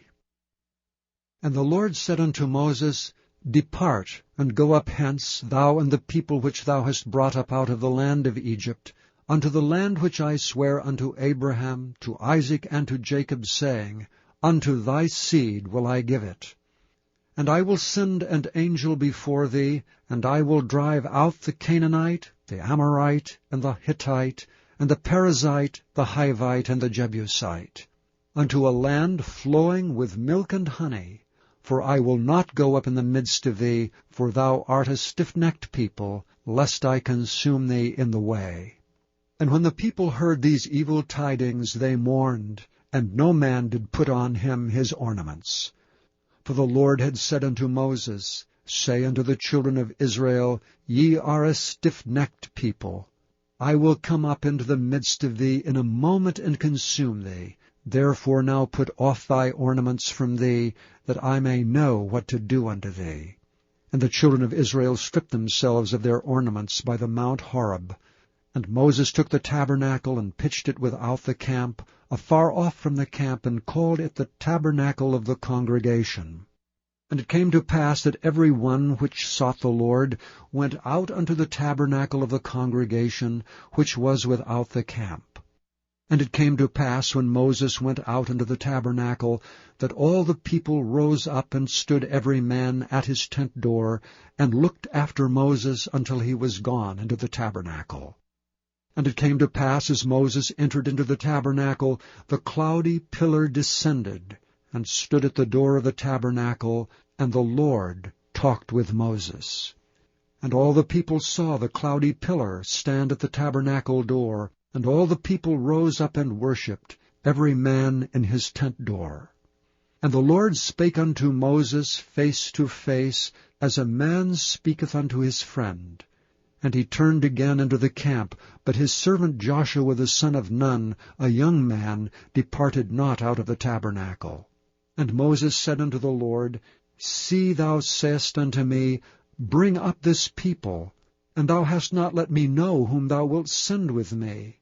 Yet thou hast said, I know thee by name, and thou hast also found grace in my sight. Now therefore I pray thee, if I have found grace in thy sight, show me now the way that I may know thee, that I may find grace in thy sight, and consider that this nation is thy people. And he said, My presence shall go with thee, and I will give thee rest. And he said unto him, If thy presence go not with me, carry us not up hence. For wherein shall it be known here that I and thy people have found grace in thy sight? Is it not in that thou goest with us? So shall we be separated, I and thy people, from all the people that are upon the face of the earth. And the Lord said unto Moses, I will do this thing also that thou hast spoken, for thou hast found grace in my sight, and I know thee by name. And he said, I beseech thee, show me thy glory. And he said, I will make all my goodness pass before thee, and I will proclaim the name of the Lord before thee, and will be gracious to whom I will be gracious, and will show mercy on whom I will show mercy. And he said, Thou canst not see my face, for there shall no man see me and live. And the Lord said, Behold, there is a place by me, and thou shalt stand upon a rock. And it shall come to pass, while my glory passeth by, that I will put thee in a cleft of the rock, and will cover thee with my hand while I pass by. And I will take away mine hand, and thou shalt see my back parts, but my face shall not be seen. Chapter 34. And the Lord said unto Moses, Hew thee 2 tables of stone like unto the first, and I will write upon these tables the words that were in the first tables which thou breakest. And be ready in the morning, and come up in the morning unto Mount Sinai, and present thyself there to me in the top of the mount. And no man shall come up with thee, neither let any man be seen throughout all the mount. Neither let the flocks nor herds feed before that mount. And he hewed 2 tables of stone like unto the first, and Moses rose up early in the morning, and went up unto Mount Sinai, as the Lord had commanded him, and took in his hand the 2 tables of stone. And the Lord descended in the cloud, and stood with him there, and proclaimed the name of the Lord. The Lord passed by before him, and proclaimed, the Lord God, merciful and gracious, long-suffering and abundant in goodness and truth, keeping mercy for thousands, forgiving iniquity and transgression and sin, and that will by no means clear the guilty, visiting the iniquity of the fathers upon the children, and upon the children's children unto the 3rd and to the 4th generation. And Moses made haste, and bowed his head toward the earth, and worshipped. And he said, If now I have found grace in thy sight, O Lord, let my Lord, I pray thee, go among us. For it is a stiff-necked people, and pardon our iniquity and our sin, and take us for thine inheritance. And he said, Behold, I make a covenant. Before all thy people I will do marvels such as have not been done in all the earth nor in any nation, and all the people among which thou art shall see the work of the Lord. For it is a terrible thing that I will do with thee. Observe thou that which I command thee this day. Behold, I will drive out before thee the Amorite, and the Canaanite, and the Hittite, and the Perizzite, and the Hivite, and the Jebusite. Take heed to thyself, lest thou make a covenant with the inhabitants of the land whither thou goest, lest it be for a snare in the midst of thee. But ye shall destroy their altars, break their images, and cut down their groves. For thou shalt worship no other God, for the Lord, whose name is jealous, is a jealous God. Lest thou make a covenant with the inhabitants of the land, and they go a-whoring after their gods, and do sacrifice unto their gods, and one call thee, and thou eat of his sacrifice. And thou take of their daughters unto thy sons, and their daughters go a-whoring after their gods, and make thy sons go a-whoring after their gods. Thou shalt make thee no molten gods. The feast of unleavened bread shalt thou keep. 7 days thou shalt eat unleavened bread, as I commanded thee, in the time of the month Abib. For in the month Abib thou camest out from Egypt. All that openeth the matrix is mine, and every firstling among thy cattle, whether ox or sheep, that is male. But the firstling of an ass thou shalt redeem with a lamb, and if thou redeem him not, then shalt thou break his neck. All the firstborn of thy sons shalt thou redeem, and none shall appear before me empty. 6 days shalt thou work, but on the 7th day thou shalt rest. In earing time and in harvest thou shalt rest. And thou shalt observe the feast of weeks, of the firstfruits of wheat harvest, and the feast of ingathering at the year's end. Thrice in the year shall all your men children appear before the Lord God, the God of Israel. For I will cast out the nations before thee, and enlarge thy borders. Neither shall any man desire thy land when thou shalt go up to appear before the Lord thy God thrice in the year. Thou shalt not offer the blood of my sacrifice with leaven, neither shall the sacrifice of the feast of the Passover be left unto the morning. The first of the firstfruits of thy land shalt thou bring unto the house of the Lord thy God. Thou shalt not see the kid in his mother's milk. And the Lord said unto Moses, Write thou these words, for after the tenor of these words I have made a covenant with thee and with Israel. And he was there with the Lord 40 days and 40 nights. He did neither eat bread nor drink water, and he wrote upon the tables the words of the covenant, the 10 commandments. And it came to pass, when Moses came down from Mount Sinai, with the 2 tables of testimony in Moses' hand, when he came down from the mount, that Moses wist not that the skin of his face shone while he talked with him. And when Aaron and all the children of Israel saw Moses, behold, the skin of his face shone, and they were afraid to come nigh him. And Moses called unto them, and Aaron, and all the rulers of the congregation returned unto him, and Moses talked with them. And afterward all the children of Israel came nigh, and he gave them in commandment all that the Lord had spoken with him in Mount Sinai.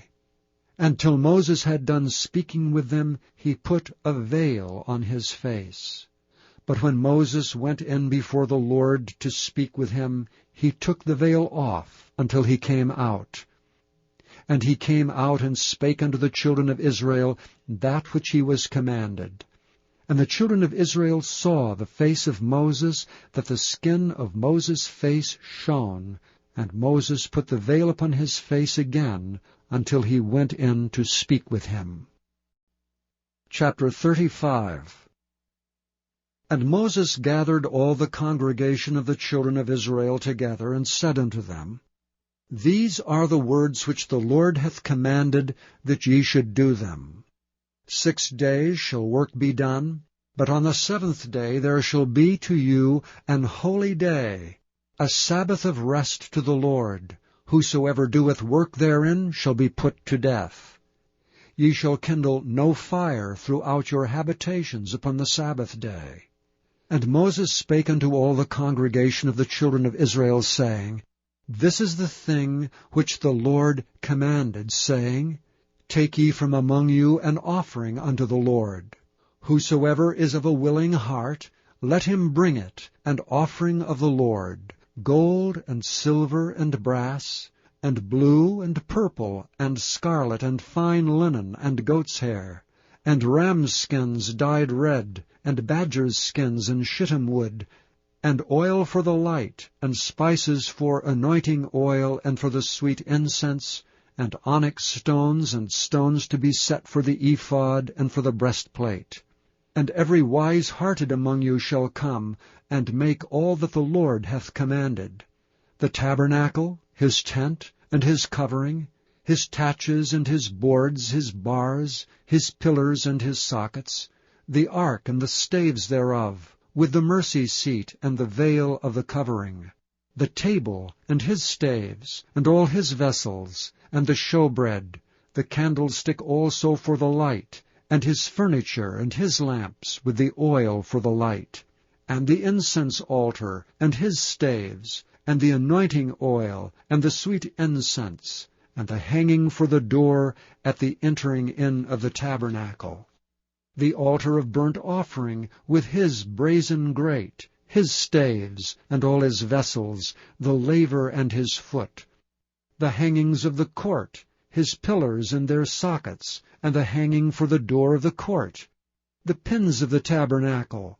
and the pins of the court and their cords, the cloths of service, to do service in the holy place, the holy garments for Aaron the priest, and the garments of his sons, to minister in the priest's office.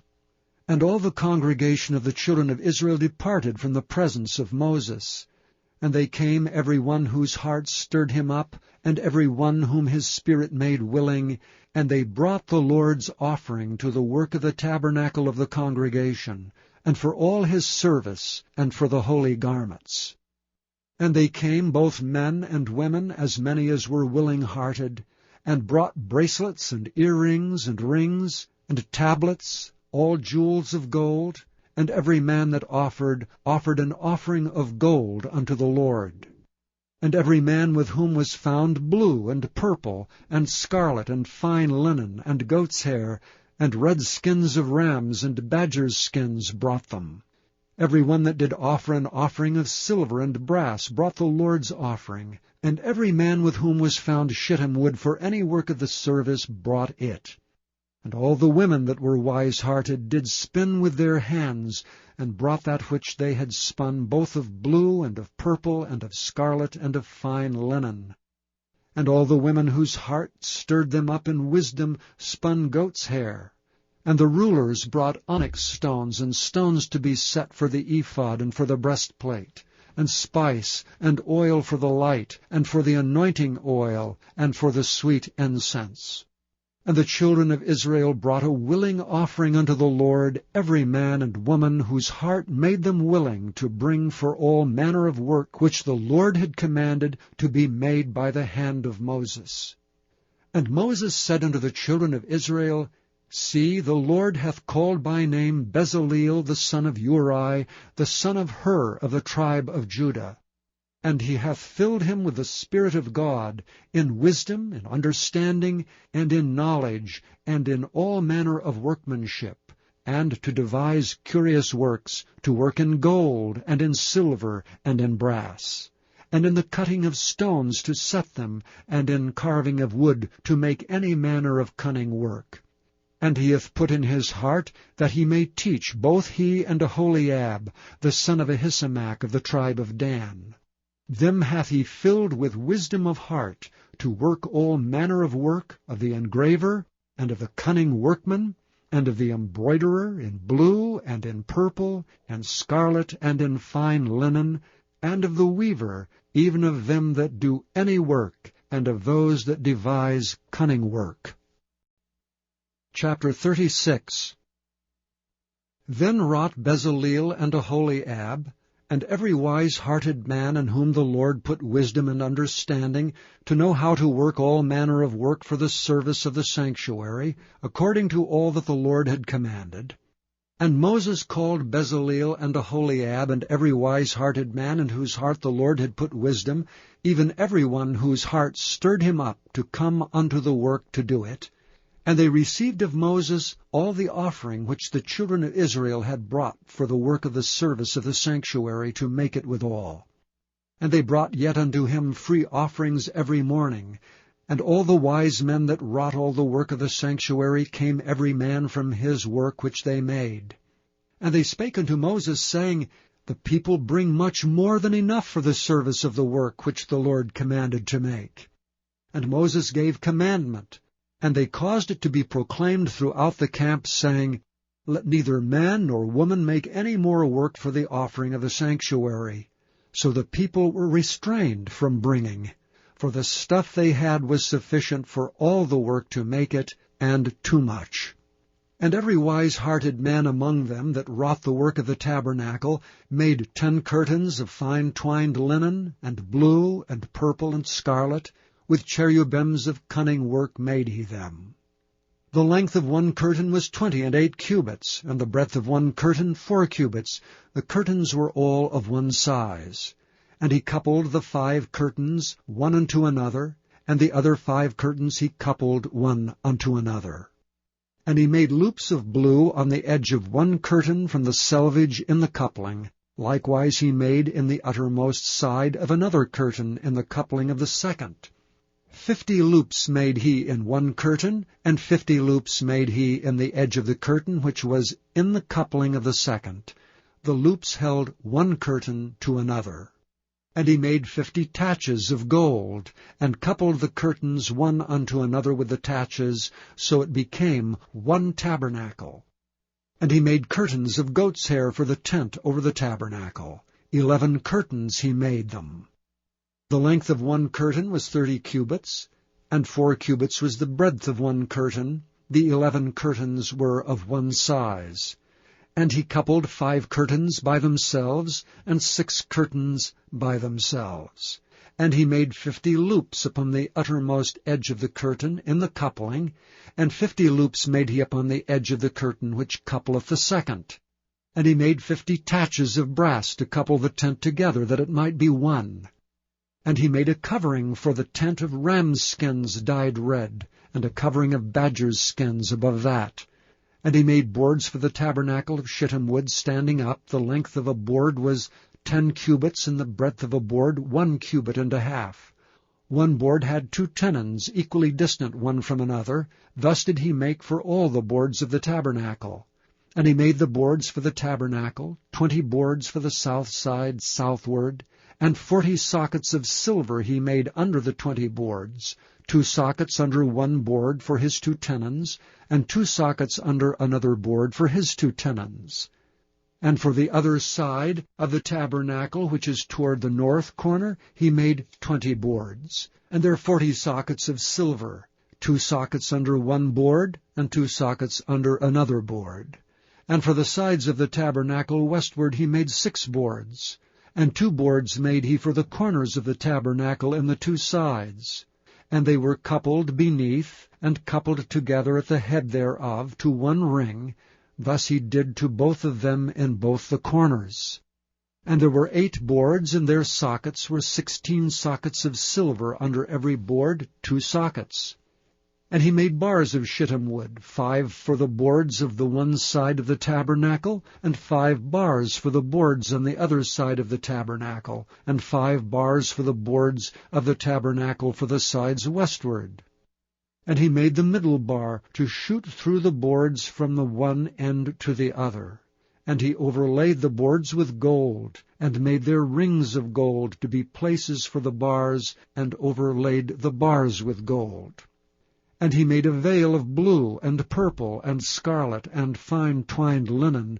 With cherubims made he it of cunning work. And he made thereunto 4 pillars of shittim wood, and overlaid them with gold. Their hooks were of gold, and he cast for them 4 sockets of silver.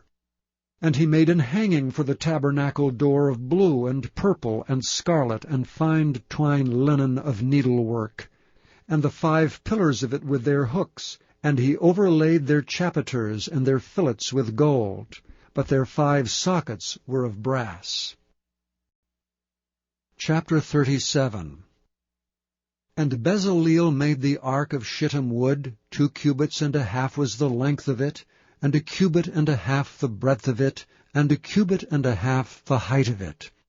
And he overlaid it with pure gold within and without, and made a crown of gold to it round about. And he cast for it 4 rings of gold, to be set by the 4 corners of it, even 2 rings upon the one side of it, and 2 rings upon the other side of it. And he made staves of shittim wood, and overlaid them with gold. And he put the staves into the rings by the sides of the ark, to bear the ark. And he made the mercy seat of pure gold. 2 cubits and a half was the length thereof, and 1 cubit and a half the breadth thereof. And he made 2 cherubims of gold, beaten out of one piece made he them, on the 2 ends of the mercy seat. 1 cherub on the end on this side, and another cherub on the other end on that side. Out of the mercy seat made he the cherubims on the 2 ends thereof. And the cherubims spread out their wings on high, and covered with their wings over the mercy seat, with their faces one to another. Even to the mercy seatward were the faces of the cherubims. And he made the table of shittim wood. 2 cubits was the length thereof, and 1 cubit the breadth thereof, and 1 cubit and a half the height thereof.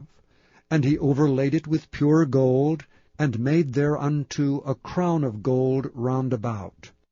Also he made thereunto a border of an handbreadth round about, and made a crown of gold for the border thereof round about.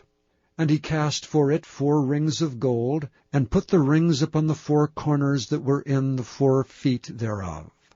Over against the border were the rings, the places for the staves to bear the table. And he made the staves of shittim wood, and overlaid them with gold to bear the table. And he made the vessels which were upon the table, his dishes, and his spoons, and his bowls, and his covers to cover withal, of pure gold. And he made the candlestick of pure gold, of beaten work made he the candlestick, his shaft and his branch, his bowls, his knops, and his flowers were of the same. And 6 branches going out of the sides thereof, 3 branches of the candlestick out of the one side thereof, and 3 branches of the candlestick out of the other side thereof. 3 bowls made after the fashion of almonds in one branch, a knop and a flower, and 3 bowls made like almonds in another branch, a knop and a flower, so throughout the 6 branches going out of the candlestick. And in the candlestick were 4 bowls made like almonds, his knops and his flowers, and a knop under 2 branches of the same, and a knop under 2 branches of the same, and a knop under 2 branches of the same, according to the 6 branches going out of it. Their knops and their branches were of the same. All of it was one beaten work of pure gold. And he made his 7 lamps and his snuffers and his snuff dishes of pure gold. Of a talent of pure gold made he it, and all the vessels thereof. And he made the incense altar of shittim wood. The length of it was a cubit, and the breadth of it a cubit. It was 4 square, and 2 cubits was the height of it. The horns thereof were of the same. And he overlaid it with pure gold, both the top of it, and the sides thereof round about, and the horns of it. Also he made unto it a crown of gold round about. And he made 2 rings of gold for it under the crown thereof, by the 2 corners of it, upon the 2 sides thereof, to be places for the staves to bear it withal. And he made the stays of shittim wood, and overlaid them with gold. And he made the holy anointing oil, and the pure incense of sweet spices, according to the work of the apothecary. Chapter 38. And he made the altar of burnt offering of shittim wood. 5 cubits was the length thereof, and 5 cubits the breadth thereof. It was 4 square, and 3 cubits the height thereof. And he made the horns thereof and the 4 corners of it. The horns thereof were of the same, and he overlaid it with brass. And he made all the vessels of the altar, the pots, and the shovels, and the basins, and the flesh hooks, and the fire pans, all the vessels thereof made he of brass. And he made for the altar a brazen grate of network under the compass thereof beneath unto the midst of it. And he cast 4 rings for the 4 ends of the grate of brass, to be places for the staves. And he made the stays of shittim wood, and overlaid them with brass. And he put the staves into the rings on the sides of the altar, to bear it withal. He made the altar hollow with boards. And he made the laver of brass, and the foot of it of brass. Of the looking glasses of the women assembling, which assembled at the door of the tabernacle of the congregation. And he made the court. On the south side southward the hangings of the court were of fine twined linen, 100 cubits. Their pillars were 20, and their brazen sockets 20. The hooks of the pillars and their fillets were of silver. And for the north side the hangings were 100 cubits, their pillars were 20, and their sockets of brass 20, the hooks of the pillars and their fillets of silver. And for the west side were hangings of 50 cubits, their pillars 10, and their sockets 10, the hooks of the pillars and their fillets of silver. And for the east side eastward 50 cubits. The hangings of the one side of the gate were 15 cubits, their pillars 3, and their sockets 3. And for the other side of the court gate, on this hand and that hand were hangings of 15 cubits, their pillars 3, and their sockets 3. All the hangings of the court round about were of fine twined linen. And the sockets for the pillars were of brass, the hooks of the pillars and their fillets of silver, and the overlaying of their chapiters of silver, and all the pillars of the court were filleted with silver. And the hanging for the gate of the court was needlework, of blue and purple and scarlet, and fine twined linen, and 20 cubits was the length, and the height in the breadth was 5 cubits, answerable to the hangings of the court. And their pillars were 4, and their sockets of brass 4, their hooks of silver, and the overlaying of their chapiters and their fillets of silver. And all the pins of the tabernacle and of the court round about were of brass. This is the sum of the tabernacle, even of the tabernacle of testimony, as it was counted according to the commandment of Moses, for the service of the Levites by the hand of Ithamar, son to Aaron the priest. And Bezaleel the son of Uri, the son of Hur, of the tribe of Judah, made all that the Lord commanded Moses. And with him was Aholiab, son of Ahisamach of the tribe of Dan, an engraver, and a cunning workman, and an embroiderer in blue and in purple, and in scarlet and fine linen. All the gold that was occupied for the work and all the work of the holy place even the gold of the offering, was 29 talents, and 730 shekels after the shekel of the sanctuary. And the silver of them that were numbered of the congregation was 100 talents, and 1,760 shekels after the shekel of the sanctuary. A beka for every man, that is, half a shekel, after the shekel of the sanctuary, for every one that went to be numbered, from 20 years old and upward, for 600,000 and 3,550 men. And of the 100 talents of silver were cast the sockets of the sanctuary, and the sockets of the veil, and 100 sockets of the 100 talents, a talent for a socket. And of the 1,775 shekels he made hooks for the pillars, and overlaid their chapiters, and filleted them. And the brass of the offering was 70 talents, and 2,400 shekels. And therewith he made the sockets to the door of the tabernacle of the congregation, and the brazen altar, and the brazen grate for it, and all the vessels of the altar, and the sockets of the court round about, and the sockets of the court gate, and all the pins of the tabernacle, and all the pins of the court round about. Chapter 39. And of the blue and purple and scarlet they made cloths of service to do service in the holy place, and made the holy garments for Aaron, as the Lord commanded Moses. And he made the ephod of gold, blue and purple and scarlet, and fine twined linen. And they did beat the gold into thin plates, and cut it into wires, to work it in the blue, and in the purple, and in the scarlet, and in the fine linen with cunning work. They made shoulder pieces for it, to couple it together. By the 2 edges was it coupled together. And the curious girdle of his ephod that was upon it was of the same, according to the work thereof, of gold, blue, and purple, and scarlet, and fine twined linen, as the Lord commanded Moses. And they wrought onyx stones enclosed in ouches of gold, graven as signets are graven, with the names of the children of Israel. And he put them on the shoulders of the ephod, that they should be stones for a memorial to the children of Israel, as the Lord commanded Moses. And he made the breastplate of cunning work, like the work of the ephod, of gold, blue, and purple, and scarlet, and fine twined linen. It was 4 square. They made the breastplate double. A span was the length thereof, and a span the breadth thereof, being doubled. And they set in it 4 rows of stones. The first row was a sardius, a topaz, and a carbuncle. This was the first row. And the second row, an emerald, a sapphire, and a diamond. And the third row, a ligure, and agate, and an amethyst. And the fourth row, a beryl, and onyx, and a jasper. They were enclosed in ouches of gold in their enclosings.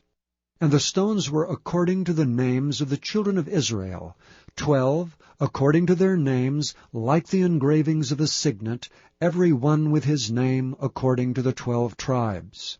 And they made upon the breastplate chains at the ends of wreathen work, of pure gold. And they made 2 ouches of gold, and 2 gold rings, and put the 2 rings in the 2 ends of the breastplate. And they put the 2 wreathen chains of gold in the 2 rings on the ends of the breastplate. And the 2 ends of the 2 wreathen chains they fastened in the 2 ouches, and put them on the shoulder pieces of the ephod before it. And they made 2 rings of gold, and put them on the 2 ends of the breastplate, upon the border of it, which was on the side of the ephod inward. And they made 2 other golden rings, and put them on the 2 sides of the ephod, underneath toward the forepart of it, over against the other coupling thereof, above the curious girdle of the ephod. And they did bind the breastplate by his rings under the rings of the ephod with a lace of blue, that it might be above the curious girdle of the ephod, and that the breastplate might not be loosed from the ephod, as the Lord commanded Moses. And he made the robe of the ephod of woven work, all of blue. And there was an hole in the midst of the robe, as the hole of an habergeon, with a band round about the hole, that it should not rend. And they made upon the hems of the robe pomegranates of blue and purple and scarlet, and twined linen. And they made bells of pure gold, and put the bells between the pomegranates upon the hem of the robe, round about between the pomegranates. A bell and a pomegranate, a bell and a pomegranate, round about the hem of the robe to minister in, as the Lord commanded Moses. And they made coats of fine linen of woven work for Aaron and for his sons, and a mitre of fine linen, and goodly bonnets of fine linen, and linen breeches of fine twined linen, and a girdle of fine twined linen, and blue, and purple, and scarlet, of needlework, as the Lord commanded Moses. And they made the plate of the holy crown of pure gold, and wrote upon it a writing like to the engravings of a signet, Holiness to the Lord. And they tied unto it a lace of blue, to fasten it on high upon the mitre, as the Lord commanded Moses. Thus was all the work of the tabernacle of the tent of the congregation finished. And the children of Israel did according to all that the Lord commanded Moses, so did they. And they brought the tabernacle unto Moses, the tent and all his furniture, his taches, his boards, his bars, and his pillars, and his sockets, and the covering of rams' skins dyed red, and the covering of badgers' skins, and the veil of the covering, the ark of the testimony, and the staves thereof, and the mercy seat, the table, and all the vessels thereof, and the showbread, the pure candlestick, with the lamps thereof, even with the lamps to be set in order, and all the vessels thereof, and the oil for light, and the golden altar, and the anointing oil, and the sweet incense, and the hanging for the tabernacle door, and the brazen altar, and his grate of brass, his staves, and all his vessels, the laver and his foot, the hangings of the court, his pillars, and his sockets, and the hanging for the court gate, his cords and his pins, and all the vessels of the service of the tabernacle for the tent of the congregation, the cloths of service to do service in the holy place, and the holy garments for Aaron the priest, and his sons' garments to minister in the priest's office, according to all that the Lord commanded Moses, so the children of Israel made all the work. And Moses did look upon all the work, and behold, they had done it as the Lord had commanded, even so had they done it. And Moses blessed them. Chapter 40. And the Lord spake unto Moses, saying, On the 1st day of the 1st month shalt thou set up the tabernacle of the tent of the congregation. And thou shalt put therein the ark of the testimony, and cover the ark with the veil. And thou shalt bring in the table, and set in order the things that are to be set in order upon it. And thou shalt bring in the candlestick, and light the lamps thereof. And thou shalt set the altar of gold for the incense before the ark of the testimony, and put the hanging of the door to the tabernacle. And thou shalt set the altar of the burnt offering before the door of the tabernacle of the tent of the congregation. And thou shalt set the laver between the tent of the congregation and the altar, and shalt put water therein. And thou shalt set up the court round about, and hang up the hanging at the court gate. And thou shalt take the anointing oil, and anoint the tabernacle, and all that is therein, and shalt hallow it, and all the vessels thereof, and it shall be holy. And thou shalt anoint the altar of the burnt offering, and all his vessels, and sanctify the altar, and it shall be an altar most holy. And thou shalt anoint the laver and his foot, and sanctify it. And thou shalt bring Aaron and his sons unto the door of the tabernacle of the congregation, and wash them with water. And thou shalt put upon Aaron the holy garments, and anoint him, and sanctify him, that he may minister unto me in the priest's office. And thou shalt bring his sons, and clothe them with coats. And thou shalt anoint them, as thou didst anoint their father, that they may minister unto me in the priest's office. For their anointing shall surely be an everlasting priesthood throughout their generations. Thus did Moses, according to all that the Lord commanded him, so did he. And it came to pass in the 1st month of the 2nd year, on the 1st day of the month, that the tabernacle was reared up. And Moses reared up the tabernacle, and fastened his sockets, and set up the boards thereof, and put in the bars thereof, and reared up his pillars. And he spread abroad the tent over the tabernacle, and put the covering of the tent above upon it, as the Lord commanded Moses. And he took and put the testimony into the ark, and set the staves on the ark, and put the mercy seat above upon the ark. And he brought the ark into the tabernacle, and set up the veil of the covering, and covered the ark of the testimony, as the Lord commanded Moses. And he put the table in the tent of the congregation upon the side of the tabernacle northward, without the veil. And he set the bread in order upon it before the Lord, as the Lord had commanded Moses. And he put the candlestick in the tent of the congregation over against the table on the side of the tabernacle southward. And he lighted the lamps before the Lord, as the Lord commanded Moses. And he put the golden altar in the tent of the congregation before the veil, and he burnt sweet incense thereon, as the Lord commanded Moses. And he set up the hanging at the door of the tabernacle, and he put the altar of burnt offering by the door of the tabernacle of the tent of the congregation, and offered upon it the burnt offering and the meat offering, as the Lord commanded Moses. And he set the laver before the tent of the congregation and the altar, and put water therein to wash withal. And Moses and Aaron and his sons washed their hands and their feet thereat, when they went into the tent of the congregation, and when they came near unto the altar they washed, as the Lord commanded Moses. And he reared up the court round about the tabernacle and the altar, and set up the hanging of the court gate. So Moses finished the work. Then a cloud covered the tent of the congregation, and the glory of the Lord filled the tabernacle. And Moses was not able to enter into the tent of the congregation, because the cloud abode thereon, and the glory of the Lord filled the tabernacle. And when the cloud was taken up from over the tabernacle, the children of Israel went onward in all their journeys. But if the cloud were not taken up, then they journeyed not till the day that it was taken up. For the cloud of the Lord was upon the tabernacle by day, and fire was on it by night, in the sight of all the house of Israel throughout all their journeys. Thank you for listening to this recording of the King James Bible produced by Audio Scriptures International. Audio Scriptures International believes it is more important to spread the Word of God than to make a large profit. Please feel free to make copies of these recordings and distribute them freely so long as you adhere to the following guidelines. First, you may not charge any more than the cost to duplicate and send them. Secondly, you must make a complete copy of the recording, including this message.